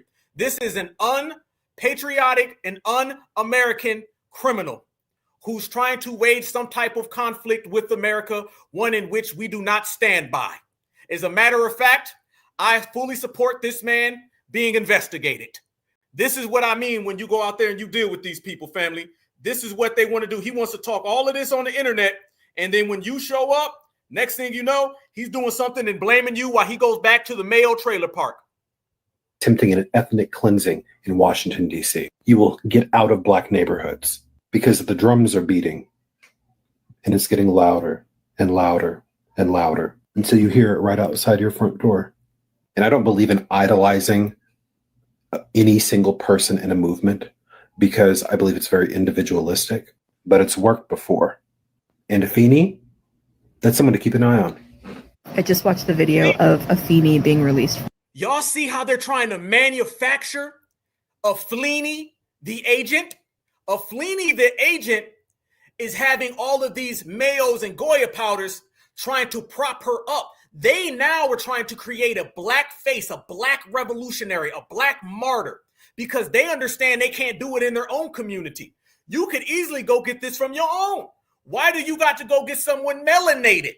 And since we're foundational and she's a Panamanian Jamaican, she's not a Black American anyway. So a melanated immigrant can never be in full association with a foundational Black American. So they are done and they got to hold their own as soon as we showed up. From jail. And I have one thought, and that is for every one that you think you are silencing, you bring 1,000 into the fold. Every one that you put in handcuffs, you bring 1,000 voices, 1,000 more bodies who are willing to put themselves on the line. Go ahead and have fun. And guess what? We're going to be line dancing, not caring. The whole world always needs a foundational Black American face for their revolutions. See, the dominant society has this thing where they're always in a perpetual state of trying to relive the 60s and 70s.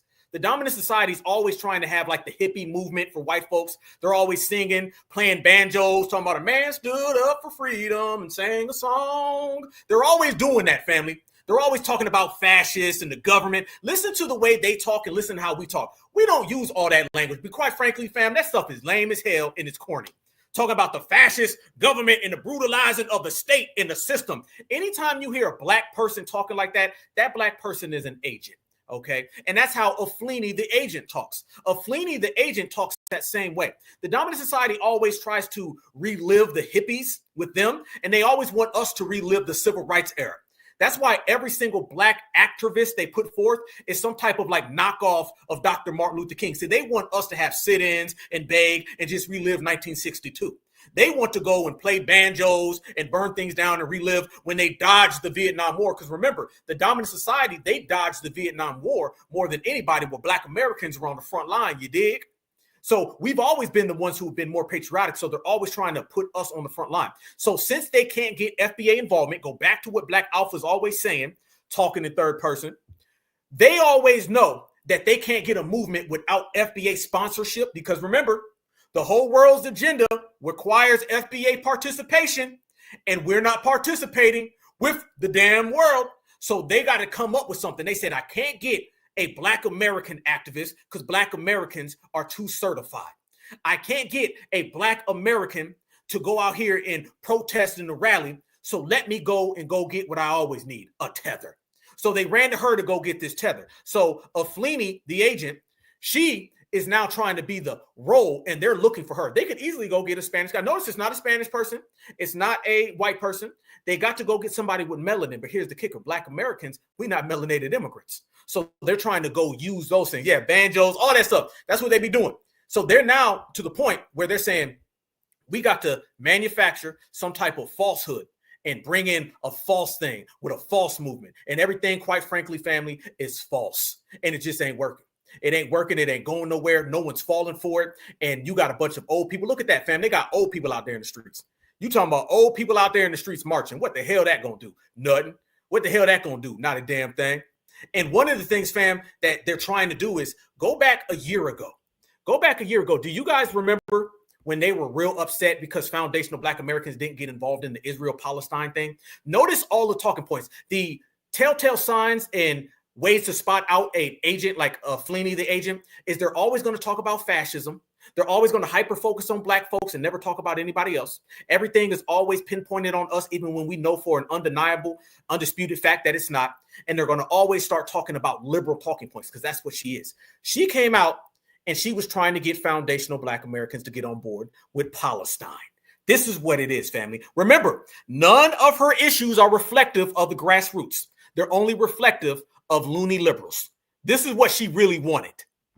Kicked up, twirling their hair, watching y'all do their work for them. Dear God, hey. They is giggling and sniggling, child, watching y'all do the work of destroying Black and Palestinian solidarity all by yourselves. Let me preface everything I'm about to say by saying it does not matter whether Palestinians are anti-Black or not. They don't deserve to be genocided. You know? Y'all remember that? Remember? It don't matter if Palestinians are anti-Black. We still need to put on the cape for them. Y'all remember this a year ago. It was about a year ago. She was the main one pushing that, trying to use a melanated immigrant to push liberal policies on foundational Black Americans, and we reject your deposit. That's what she was trying to do. Black and Palestinian solidarity goes all the way back to the civil rights movement, whether it is Malcolm X's views on Palestinian liberation, whether it's the Black Panther Party that 60% of Black people said they were proud of at the time, or 46% of Black people also said the Black Panther Party represented their values and their views. These people were anti-imperialist and they were pro-Palestinian liberation. And it's because the same school of thought that says that Black people deserve to die because of insert bullshit reason here is the same school of thought that is bringing y'all to say that because Palestinians are quote unquote anti-Black, we shouldn't care about their lives. It's the same mindset and it's sick. Culture influences politics. It is not a mistake that they are literally putting into the cultural understanding that Palestinians do not deserve solidarity because they know that our solidarity as Black and Palestinian people is powerful and it is threatening to U.S. hegemony, period. If we live in a world where it is okay to literally exterminate a marginalized group of people, then not a single marginalized person on this earth stands a chance against the empire. And the marginalized people need to hold their own marginalized nuts because FBA been doing all that.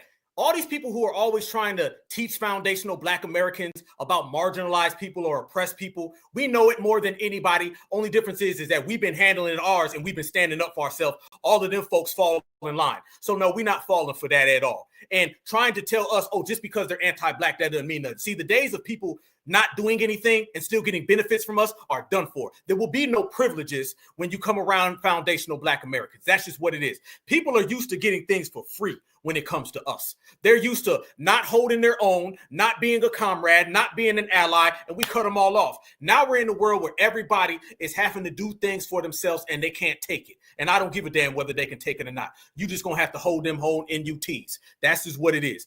So we're out here now watching a whole new era where let me tell you this is straight up. The Democrat liberal has to go and get them a melanated immigrant, a Fleeny the agent, so she can try to push liberal policies on foundational Black Americans. Only difference is foundational Black Americans are on code and we reject all that shit. Now we standing on business and we pushing principles, and in the process, we pushing them right on out. You can go get your fake agent with your fake protests, your fake photo ops, your fake movies, and your fake pepper spray, and you can really walk the hell on out the way because foundationals, we ain't lending a helping hand to nobody but our damn self. So take your agent and your little C-double-O-N check and run on out. Let me show you this right here. Since she wants to talk that talk and she wants to tell us how we are all on the same page, fam, I got receipts for days. All of that stuff that she's trying to tell us about, we need to be on the same page with the Palestinians because they did this and it don't matter if they anti-Black. Imagine that, family. Your whole thing is it don't matter if they're anti-Black. Well, let me take you back since we were just talking about my brother Marcel. Let me show y'all this. How many of y'all remember last year, King Day in Columbia, South Carolina, when we had a little run-in with the Palestinians? Remember when the Palestinians, y'all, were trying to hijack Dr. Martin Luther King Day? This is the stuff that they want foundational Black Americans to do. And this right here, and I'm telling everybody, and I was blessed to be a part of it. Me and about 30 foundational Black Americans, we were on the front line. And this was the first time that the Palestinian movement trying to hijack FBA had a face-to-face in the streets. And I want y'all to notice that the FBA brothers and sisters weren't going for it. So all of those liberal policies where they're trying to get them a melanated immigrant to hijack FBA talking points, this was when FBA made it clear we ain't going for it. This was a pivotal time. Look at this, you guys.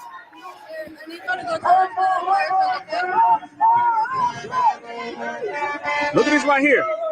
Palestinians, family, are speaking over our reparations claim. Look at this right now.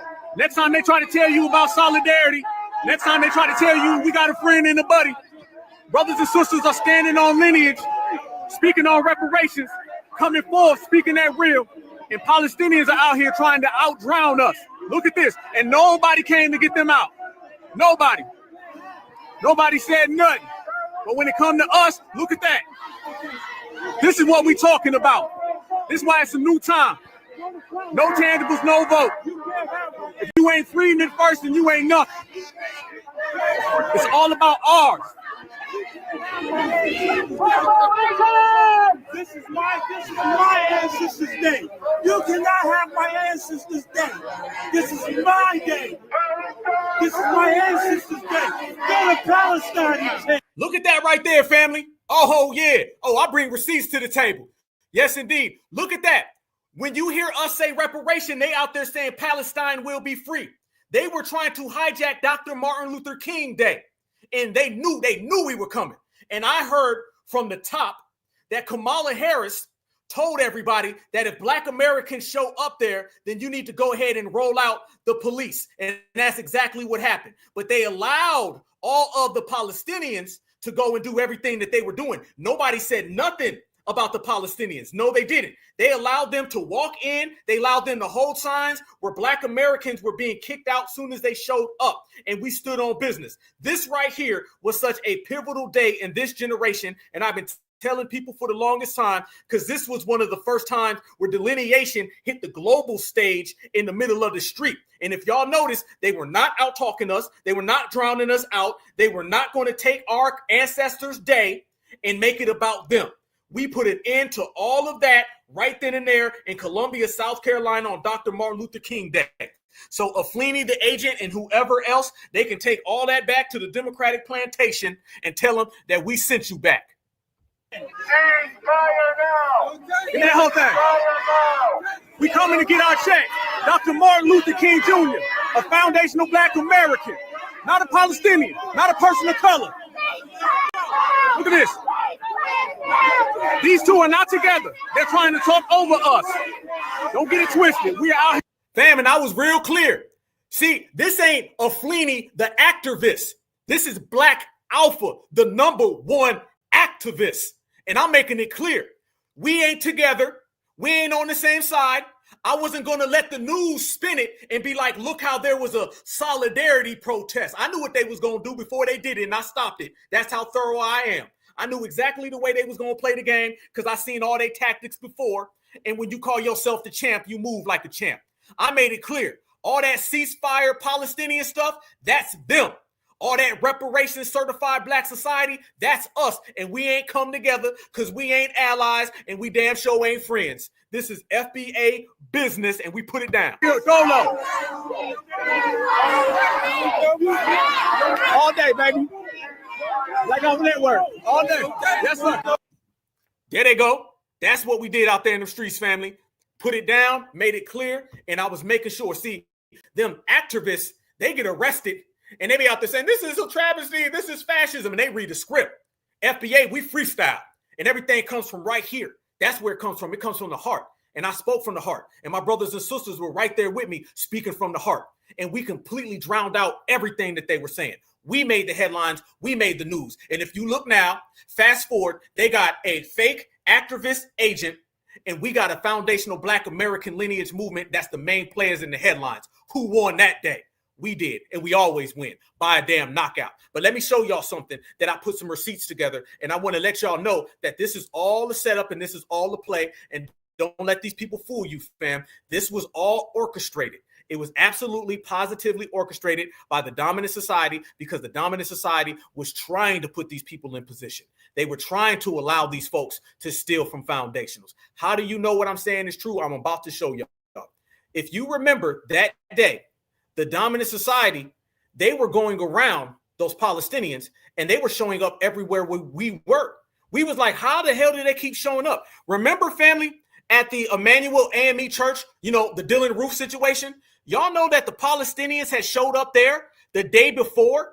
Remember, these are the same Palestinians that they were trying to shame Black Americans that we need to be friends for. All the activists are always trying to push that narrative. This is delineation right here. They showed up at this church and interrupted Joe Biden. But when we looked, y'all, and I did a lot of research, I found out that they were going to every Dr. Martin Luther King protest, including right here at the AME Church, and they were hijacking. Think about this. You had Black American elders who were sniped and unalived by a supremacist. And the Palestinians went there and they didn't talk about the Black folks. They were talking about Gaza in our church, in our homeland, and completely dismissing us like our elders didn't even exist. We weren't having that. Truth. There's no light. Without light, there's no path from this darkness. If you really care about the lives lost here, you should honor the lives lost and call for a ceasefire in Palestine. Ceasefire now! Ceasefire now! Ceasefire now! That's all right.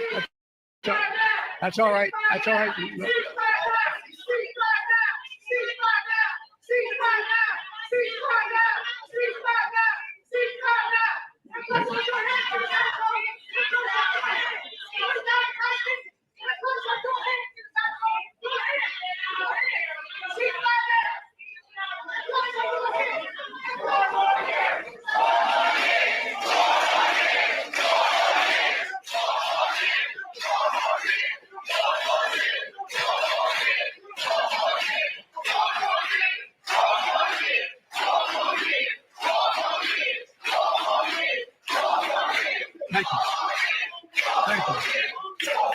Thank you. Look, folks, I understand their passion, and I've been quietly working with the Israeli government to get them to reduce and significantly get out of Gaza. I'm using all that I can to do.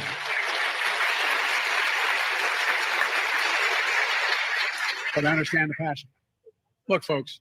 Family, did he use our church where our ancestors were unalived to give them a speech? Did he just give them policy in the church where our ancestors were harmed? I hope y'all seeing this right here. This shows you something. But let me show you something even further. When I tell y'all that I'm out here putting in work, let me show you something that I noticed. I did some research, and I found out, family, that the same people that were there interrupting him, they were the same people that went to the protest that we went to. Don't listen to none of these activists trying to get you to put on the cape for non-Black Americans. Watch this, family, and watch these faces. Watch this. You really care about the lives lost here, then you should honor the lives lost and call for a ceasefire in Palestine.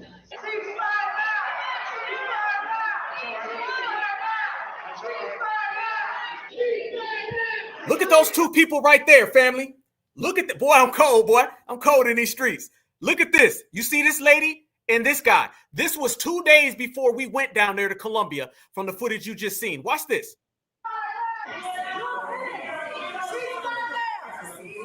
Watch that lady.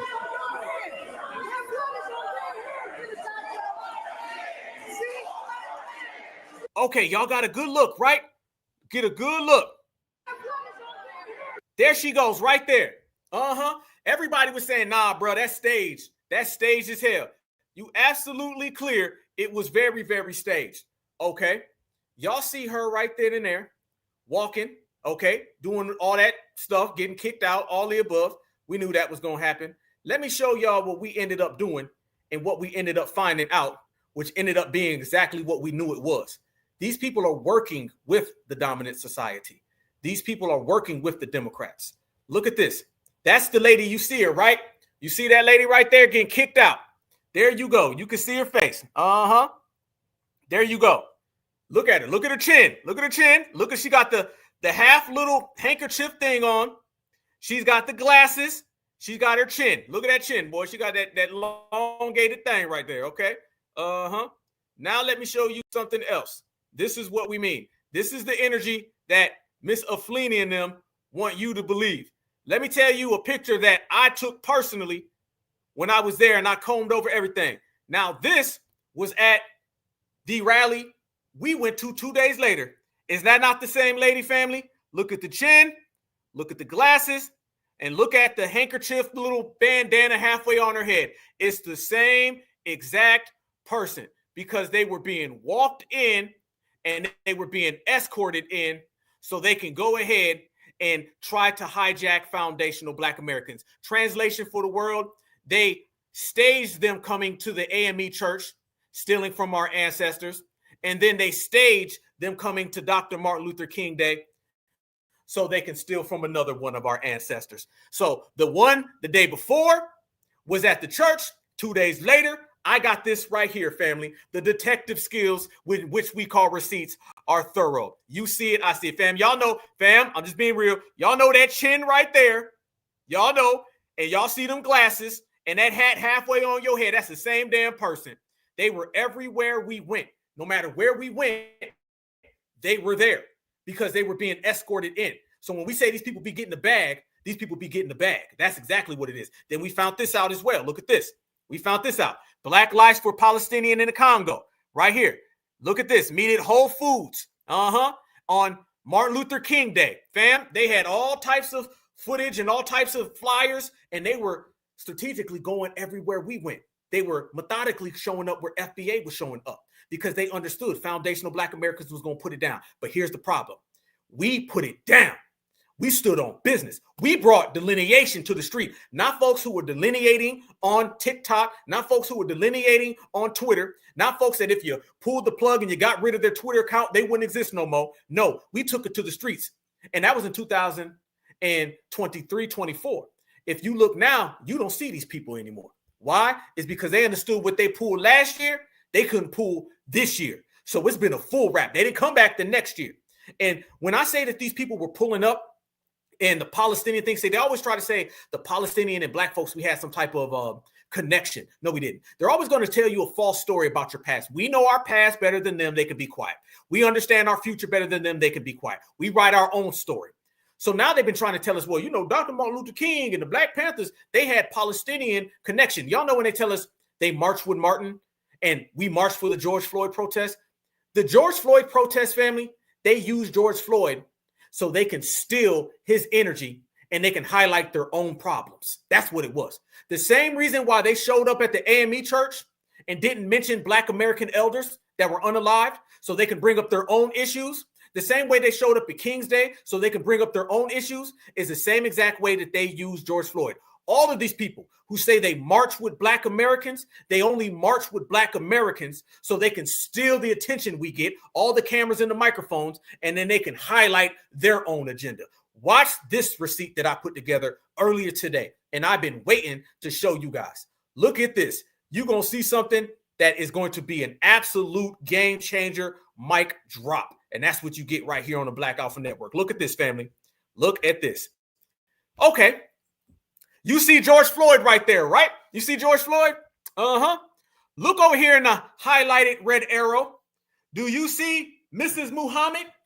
Remember when they was running around here and they was always showing you those George Floyd murals? Goddamn, I'm hitting stuff. They always show you that, but they never show you what's also on that wall. Also on that wall is a Palestinian using George Floyd so they can highlight their own agenda. Okay, we'll go right on through this, fam. We can do this all damn day. We throw this back like Frisbees. They want to play the game. We're going to play the game. Okay, every time you seen George Floyd's picture, you seen Mrs. or Mr. Muhammad. Look at that. George Floyd. Right next to him in the red arrow is Mr. Muhammad. Again, I thought y'all said that y'all was out there sticking up for George Floyd because y'all cared. Wait a minute. Hold on, another one. Follow the red arrow. There goes George Floyd. And what do you see next to George Floyd? Mr. Muhammad. Another one. Wait a minute now. I thought they said they was on the same page. This ain't the same one. Don't somebody gonna be like, that's the same picture, Alpha. No, the hell it ain't. No, the hell it ain't. Them is two of them drawn. Look, we will return. Look at that. He has, we will return. Palestinians talking about the Gaza Strip. George Floyd is just a background actor, an extra in this movie. It's really about Mr. Muhammad. Follow the red arrows and you will see it was never about Black folks. It was about stealing from Black people. There ain't no allies. There's only thieves when people want our culture. Follow the red arrow again, my friend. Mr. Muhammad pops up in every one of these damn pictures. And when Mr. Muhammad pops up in these pictures, family, you can clear as day see that they're using foundational Black Americans so they can bring attention because they can't get attention on their own. Mr. Muhammad, there you go. How about another one? Can we see another one? You damn right. Highlighted in the circle. You're going to see next is they got a picture, clear as day, what we already know, that they put Black Americans on every one of their photos. Look at this. Bam. Black lives. They got Derek Chauvin and George Floyd, but at the bottom, they got Palestine and Gaza. That didn't happen in Palestine or Gaza. That happened in America. That happened in, I want to say, what was it? Minnesota? That ain't got nothing to do with Palestine. Oh, you using Black American pain and suffering for your own agenda. Oh, so all that we march with you guys stuff was all cap. Oh, okay. I figured that much. Okay, what else you got? What? Wait a minute. Here goes another one. Follow the arrow. There goes Mr. Muhammad. Again, damn it. Why every time I see George Floyd, I see Mr. Muhammad right by him? Damn. Why can't you do this on your own? Y'all think when George Floyd, a Black person in America, y'all think he thought he'd be way overseas in pictures in the Middle East? Y'all think they would really use his picture? You think in his mind he thought he would be nothing but bait for these people? Look at that. They put their flag behind him. They almost trying to make you think that he's one of them. Follow the red arrow, and you will see it's never been about solidarity. It's about thievery. Nobody wants to be your friend. They only want what you got. Black Palestinians face subtle racism in Gaza. Look at that. Damn. I thought they said that them folks weren't anti-black. I thought they said them folks had your back. Afro-Palestinians face double the harassment and double the racism. Wait a minute now. Wait. Hold on. The Palestinians tell us that they're oppressed. Well, if you're oppressed, how do you find time to oppress other people? Oh, because what it really is that no matter what you deal with, you still are anti-black. Family, do you want to know the depths of anti-blackness? I'll tell you what it is. Anti-blackness will have the oppressed person looking at you, calling you the N-word. You would think that somebody who's oppressed themselves wouldn't feel that way about other people until black folks walk in the room. That's why there ain't no friends, only FBA. That's it. We keeping it to the family. Let's proceed, family. You can see again, Afro-Palestinians, look at that, face marginalization, discrimination. The untold story. Why is it untold? Why is it? Wait a minute now. Hold up now. I got to ask this question. How come it's untold? Y'all always notice this. Whenever it's Afro-Mexicans, it's the untold story. Whenever it's Afro-Palestinians, the untold story. Afro-Cubans, the untold story. How come it's always the untold story with everybody who's Afro this and Afro that? Oh, it's because the people who come around us and say that we all friends, we not really friends, and they know if it comes out that they don't like dark-complected people, that ruins their fake image of solidarity. They don't want no smoke. They don't want none. How about some more untold stories? Well, look at this. Kamala Harris and fortifying the Black Palestinian solidarity. Didn't we say that they were trying to use Kamala Harris to tie us into the brown folks? How'd that work out? I told y'all we cost these people trillions of dollars. They lost a lot of damn money trying to get foundational Black Americans on their side. How about this? What else we got, Black Alpha? There's plenty more. How about this one right here? As we proceed, you got even more facts. Racism against Black Palestinians, I got so many red lines I can't even keep up, is a significant issue with the border context of Israel and Palestine conflict. This racism manifests in various forms, including social, economic, political, and discrimination. Marginalization at the bottom again. I thought that they told us that these people were marginalized. Found out that they do a lot of the marginalizing of everybody. Goddamn, 3 times fast. Marginalizing. Damn, got it. Palestinians don't say a damn thing about any of that. Ain't that crazy? And look at this lady right here. Afro-Palestinian from Egypt who has been mocked due to her skin color and her hair.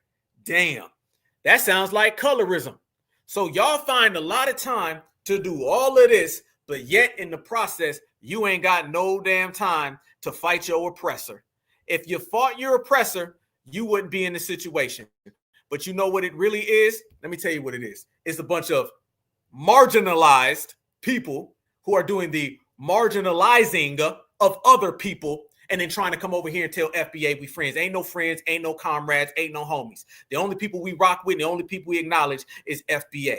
We ain't going down that line. We ain't going down that lane of people trying to get us on board. Hell to the no. So you can go ahead and take that and run it back. Fam, I don't know how many more receipts we can put on the table, but every receipt that we put on the table is verified. And what does it show you? It shows you that there's only one thing that matters, and that's foundational Black Americans. There's only one lineage that matters, and that's foundational Black Americans. Somebody could say that's divisive and that's mean and that ain't nice, and I'm going to tell you, I don't give a damn. How about that one? You can take it, you can hold it, you can run with it, you can spin it, you can twist it, you can turn it. We don't give a damn. Why? It's because we understand that worrying and focusing about other people is just a waste of energy. It's all about us focusing on ourselves. The more we focus on ourselves, the more we win. The more we win, the more they're off balance. And right now, everybody's off balance. Right now, everybody's shook. We understand the way that these people have been trying to play. And the way they've been playing, man, it ain't how we want to play. And if you notice, foundational Black Americans, we've been on everybody's mind. Everybody wants to know. They say, hey, how come FBA is on everybody's mind? It's because we're the greatest family. They only talk about you because you're great. They only care about you because you're great. Let me show y'all this. Y'all been noticing it's been a bunch of tethers that been out there trying to get foundational Black Americans in D.C. Fam, it's all tethers. It's all tethers. Let me show y'all this right here. Look at this. This is going to bring the point home. Did y'all see this video right here?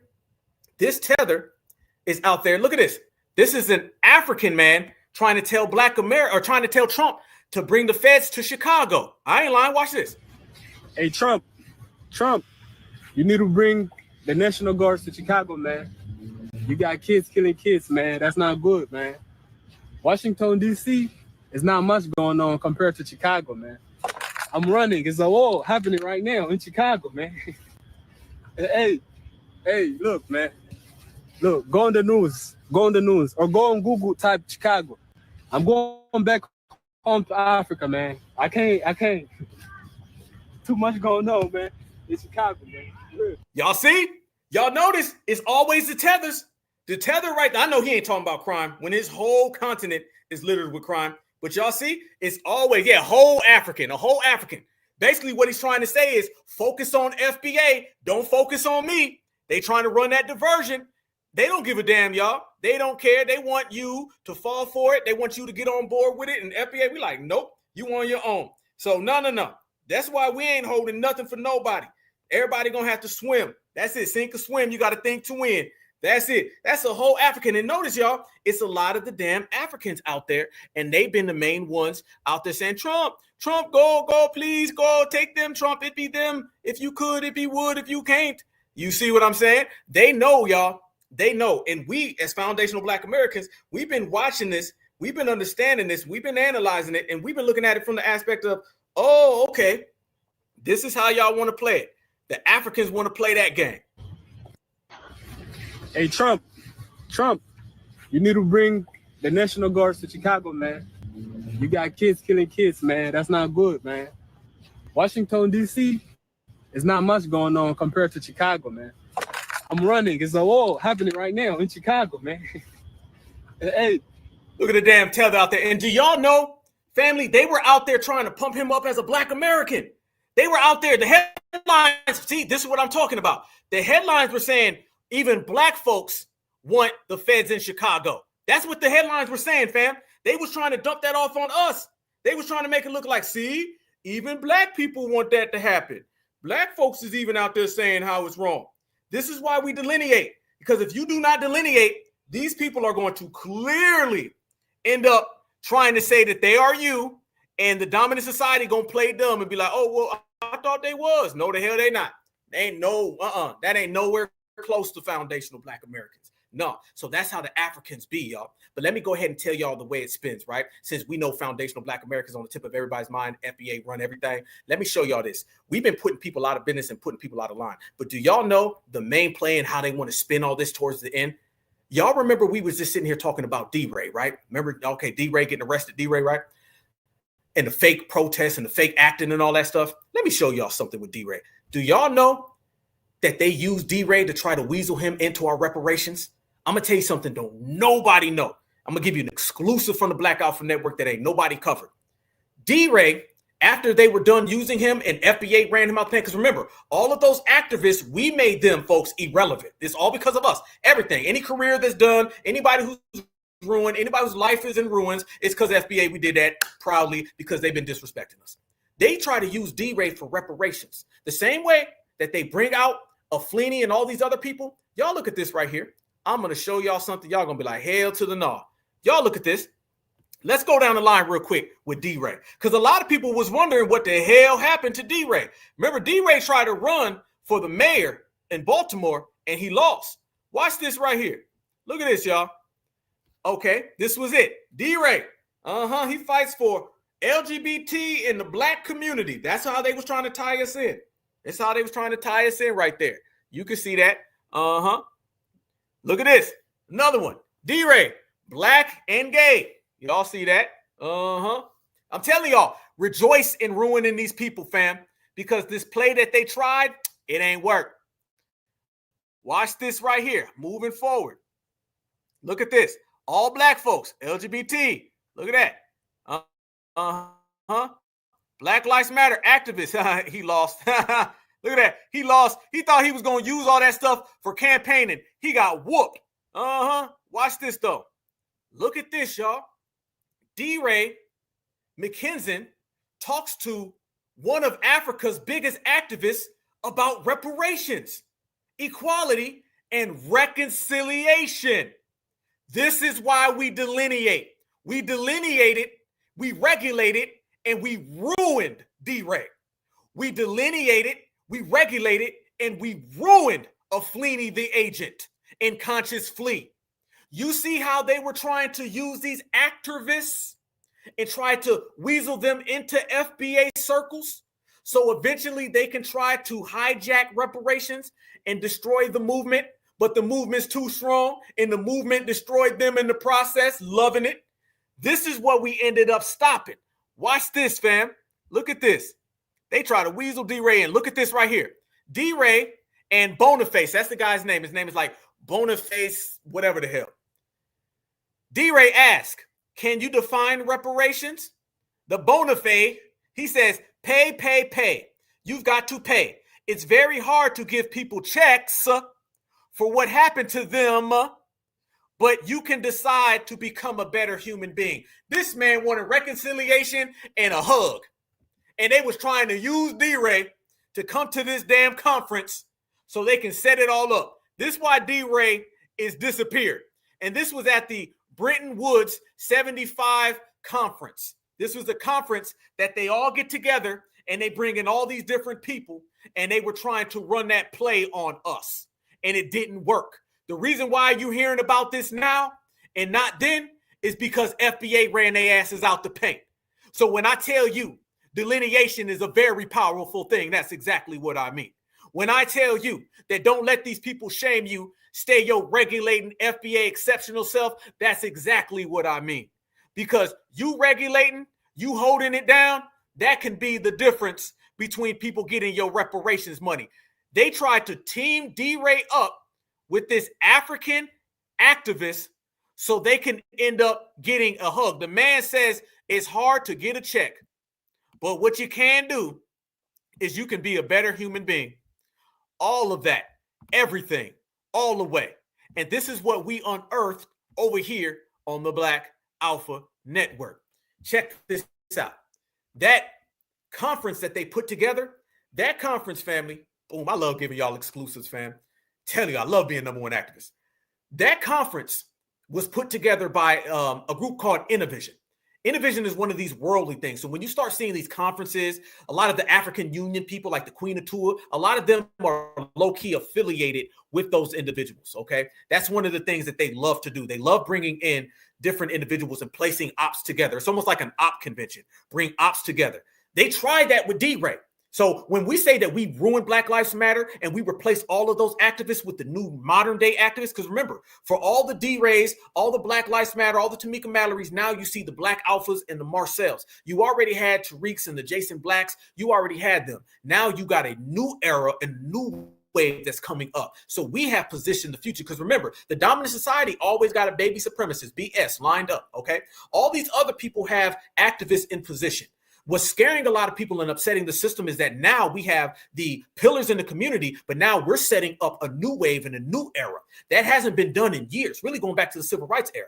That's why we were running around here with dinosaurs. The same activists that we had in my lifetime was the same one my grandpa had, okay?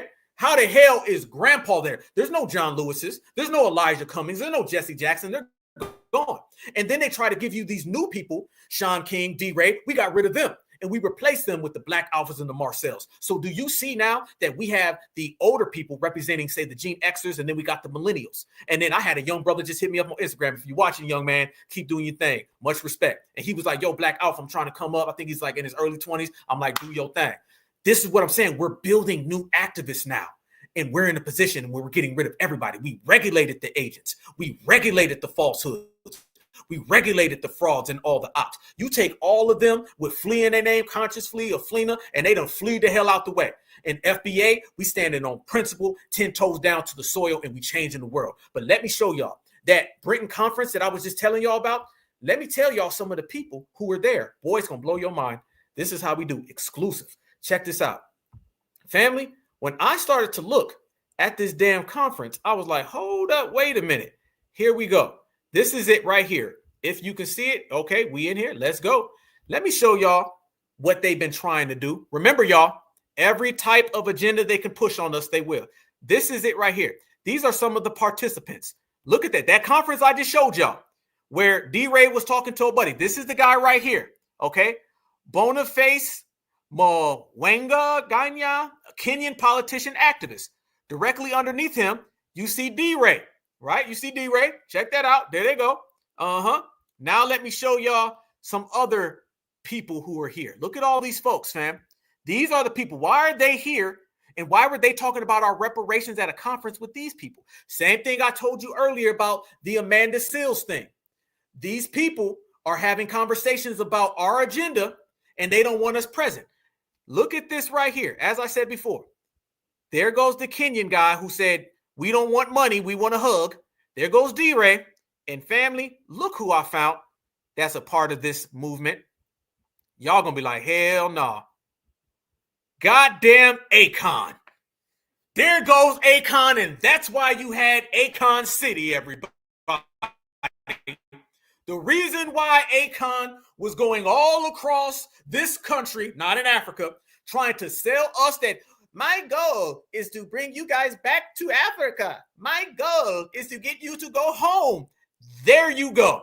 These receipts have been out there. It just took a certified pillar in the community to put them on the table and lay them on out for 2.4 thousand people on a Tuesday evening.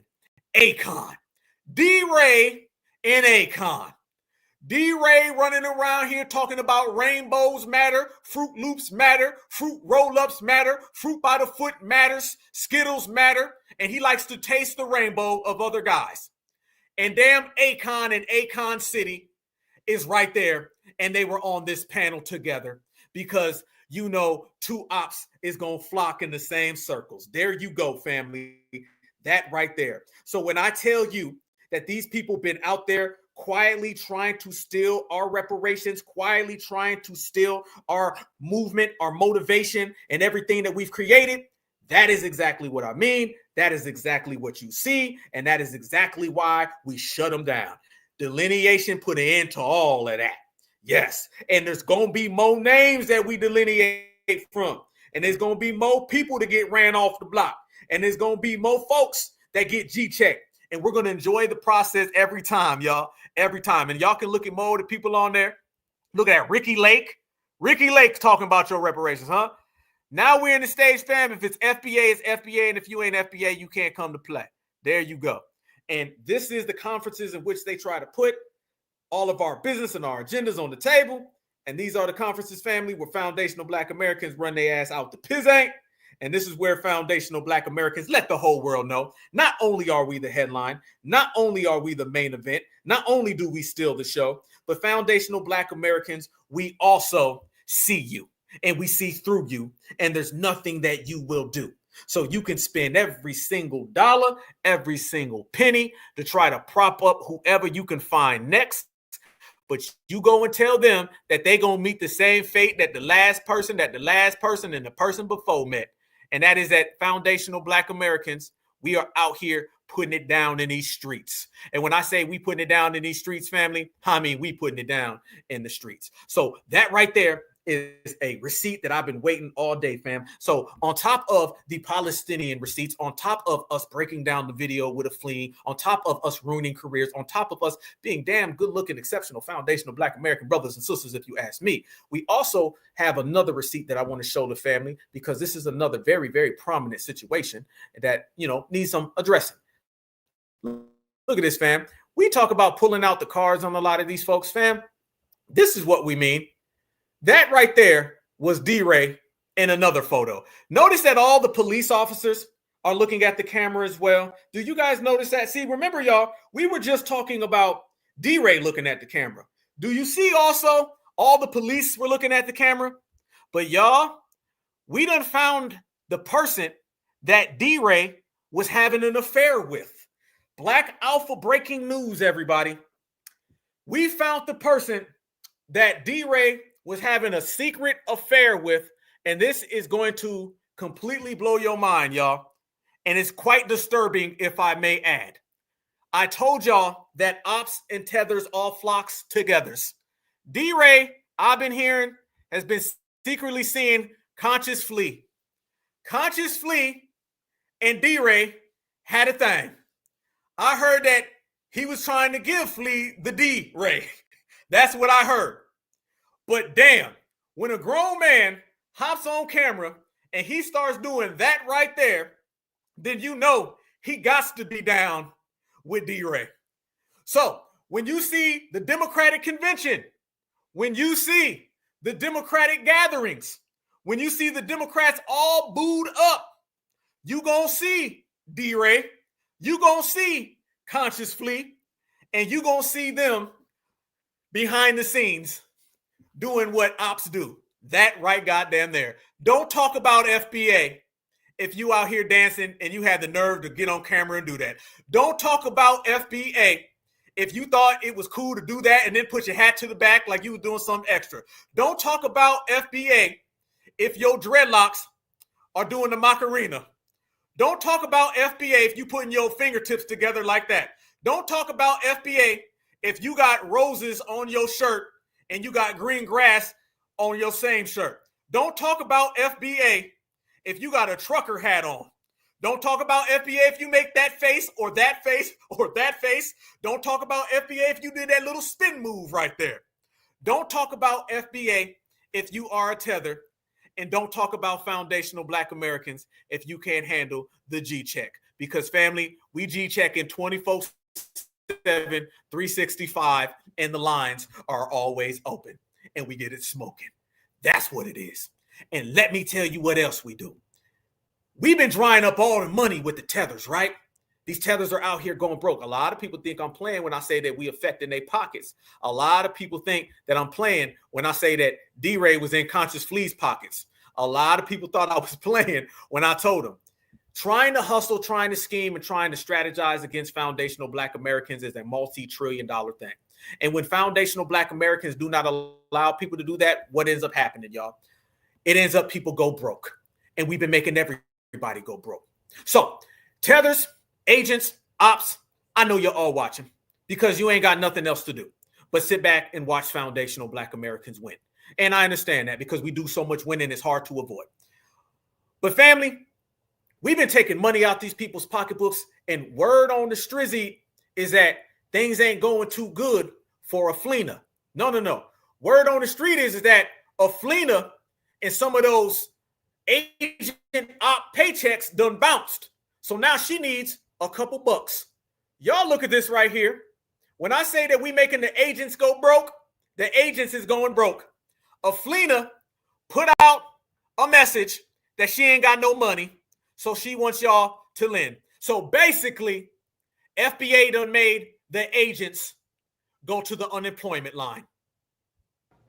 What's up, guys? I have a mutual aid request from a Feeny.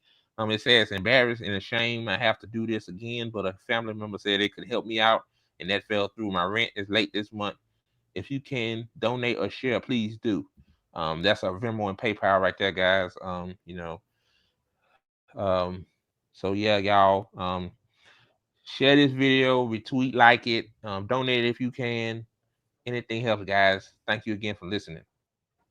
What's up, guys? I have a mutual aid request from a Feeny. It says, embarrassed and ashamed, I have to do this again, but a family member said they could help me out, and that fell through. My rent is late this month. If you can donate or share, please do. That's a Venmo and PayPal right there, guys. So yeah, y'all, share this video, retweet, like it, donate if you can. Anything helps, guys. Thank you again for listening. What's up? Damn.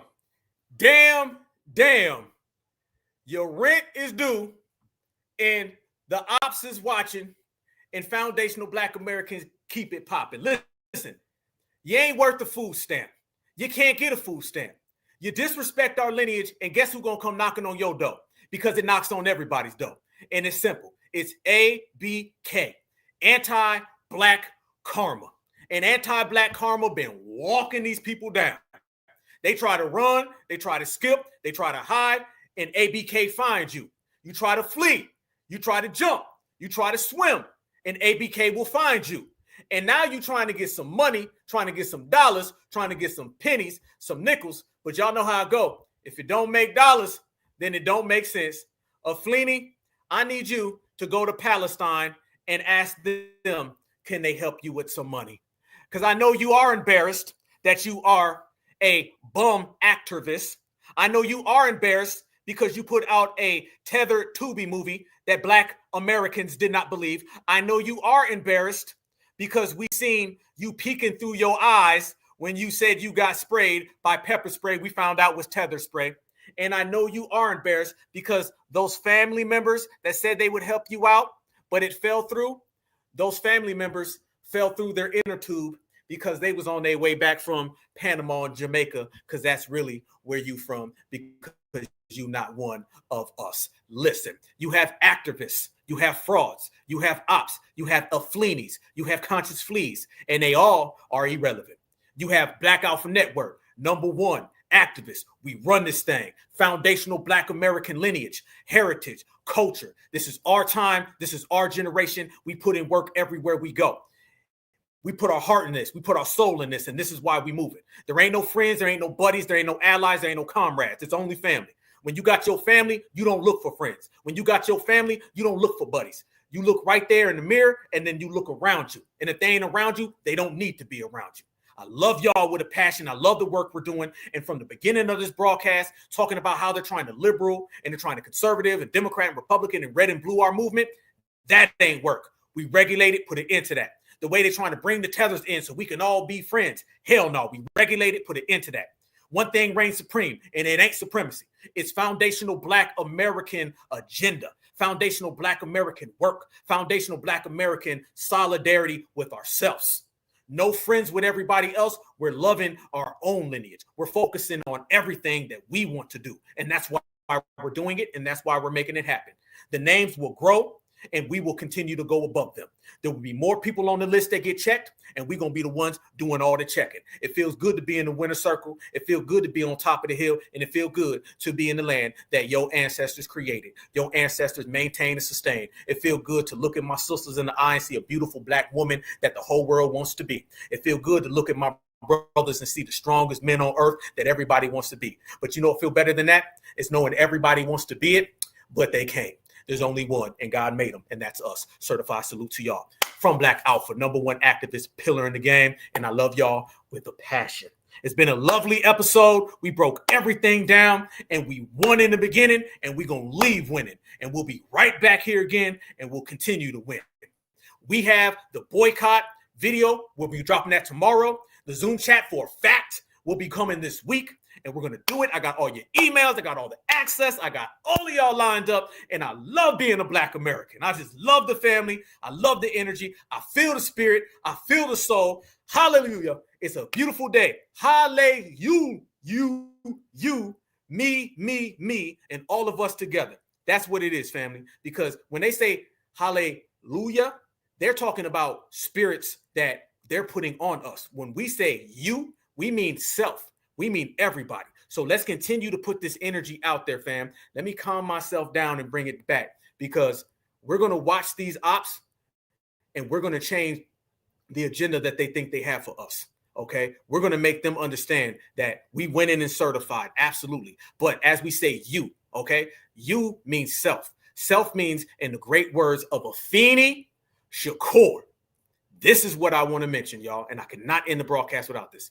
Afeni Shakur, the real Afeni, the only Afeni that we acknowledge. Afeni Shakur said, take care of yourself, because without you, you can't be there for everybody. Okay. So take care of yourself. And if you take care of yourself, you can be that mother, you can be that father, you can be that brother, you can be that cousin, you can be that friend, and you can be Black Alpha's passion that I love y'all and I get to see y'all every week. So take care of you, because without you, there's no me, and without us, nothing moves. Okay. So peace and love, peace and love, peace and love. Amen. Hallelujah to the whole family, man. Appreciate it. We'll catch you guys on the other side. Smash that like button on the way out. And please, please, please, family, put your area code, zip code in the chat and just let them know, family, there's only one, and that's us. There's only one, and that's the family. There's only one, and that's the lineage. And our lineage, we hover above them all. Certified salute. Peace and love. Stay good. And always remember that black is beautiful and beautiful is always black. Peace.